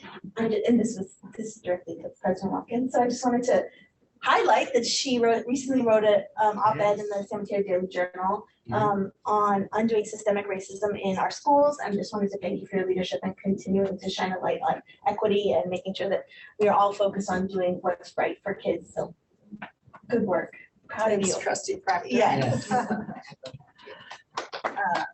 I'll need to clap. Thank you. It's late at night, you know what happens with that. Awesome. Yeah, no. Congrats on the almost end of a school year. I remember those days where you're like, I mean, you're counting down the days and it's fine. And hope that everyone has an awesome summer. And kudos to all of our 8th graders. And looking forward to hitting the ground. I mean, we'll still be here next month. And, I know a lot of our educators will be as well in training and doing a variety of other things, and our staff members. But looking forward to hitting the ground running again next year. We have a couple of agenda items that we've talked about. I know we talked about bringing nutrition. And I know that there's, so just like to put a pin in that one about kind of food services and nutrition, really just like, I know that I've brought this up a number of times over the years as have other trustees, and, really thinking like innovatively about how we think about food. I know that I've said before, but it's kind of crazy that we live in we're like surrounded by farms and like all this incredible food, and like it's food out of a little plastic bag, like that doesn't feel right? So yeah, just really thinking about being innovative, which I know is already on the quite literal and figurative agenda. Okay, anybody else? Future meeting dates are listed here. I will now open up public comment on closed session items. Joe, if we could take Zoom public comment, please. Yes, thank you, President Watkins. Good evening. I'll be calling on speakers during public comment in random order. To our attendees, if you would like to speak, please use the raise hand feature on the Zoom meeting platform now. Attendees that have called in can dial *9 to raise their hand. Speakers will have 3 minutes to give their remarks, and once time has expired, we will move to the next speaker. At this time, I do not see any public comment. President Watkins. Great, thank you. The board will now recess to closed session. Thank you, everybody.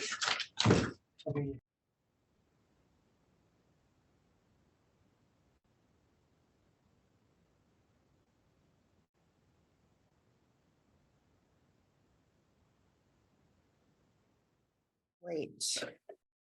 I will go ahead as soon as I have the right things pulled up. One moment.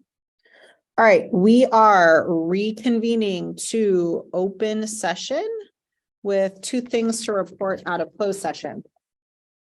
Item number 14A on the closed session agenda, a majority of the board voted 5-0 to approve a compromise agreement in the Office of Administrative Hearings, case number 202-302-0225 to resolve claims raised against the district in exchange for specified reimbursement for a student's private placement and funding for related services for the 2021, 2022, and 2022, 2023 school years.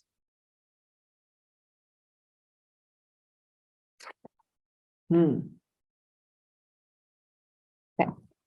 Item 14B on the closed session agenda, a majority of the board voted 4-1 to deny expulsion of student ID number 261288943 from all schools in the district for violation of Education Code sections 48900 4A1, 48900 A2, and 48915 A1A. Student, I think that's it. We are moving on to adjournment. Motion to adjourn. Second. Thank you, Trustee Chin for the motion and Trustee Brooks for the second. All those in favor say aye. Aye. Aye. We are adjourned at 10:27. Good night, everybody.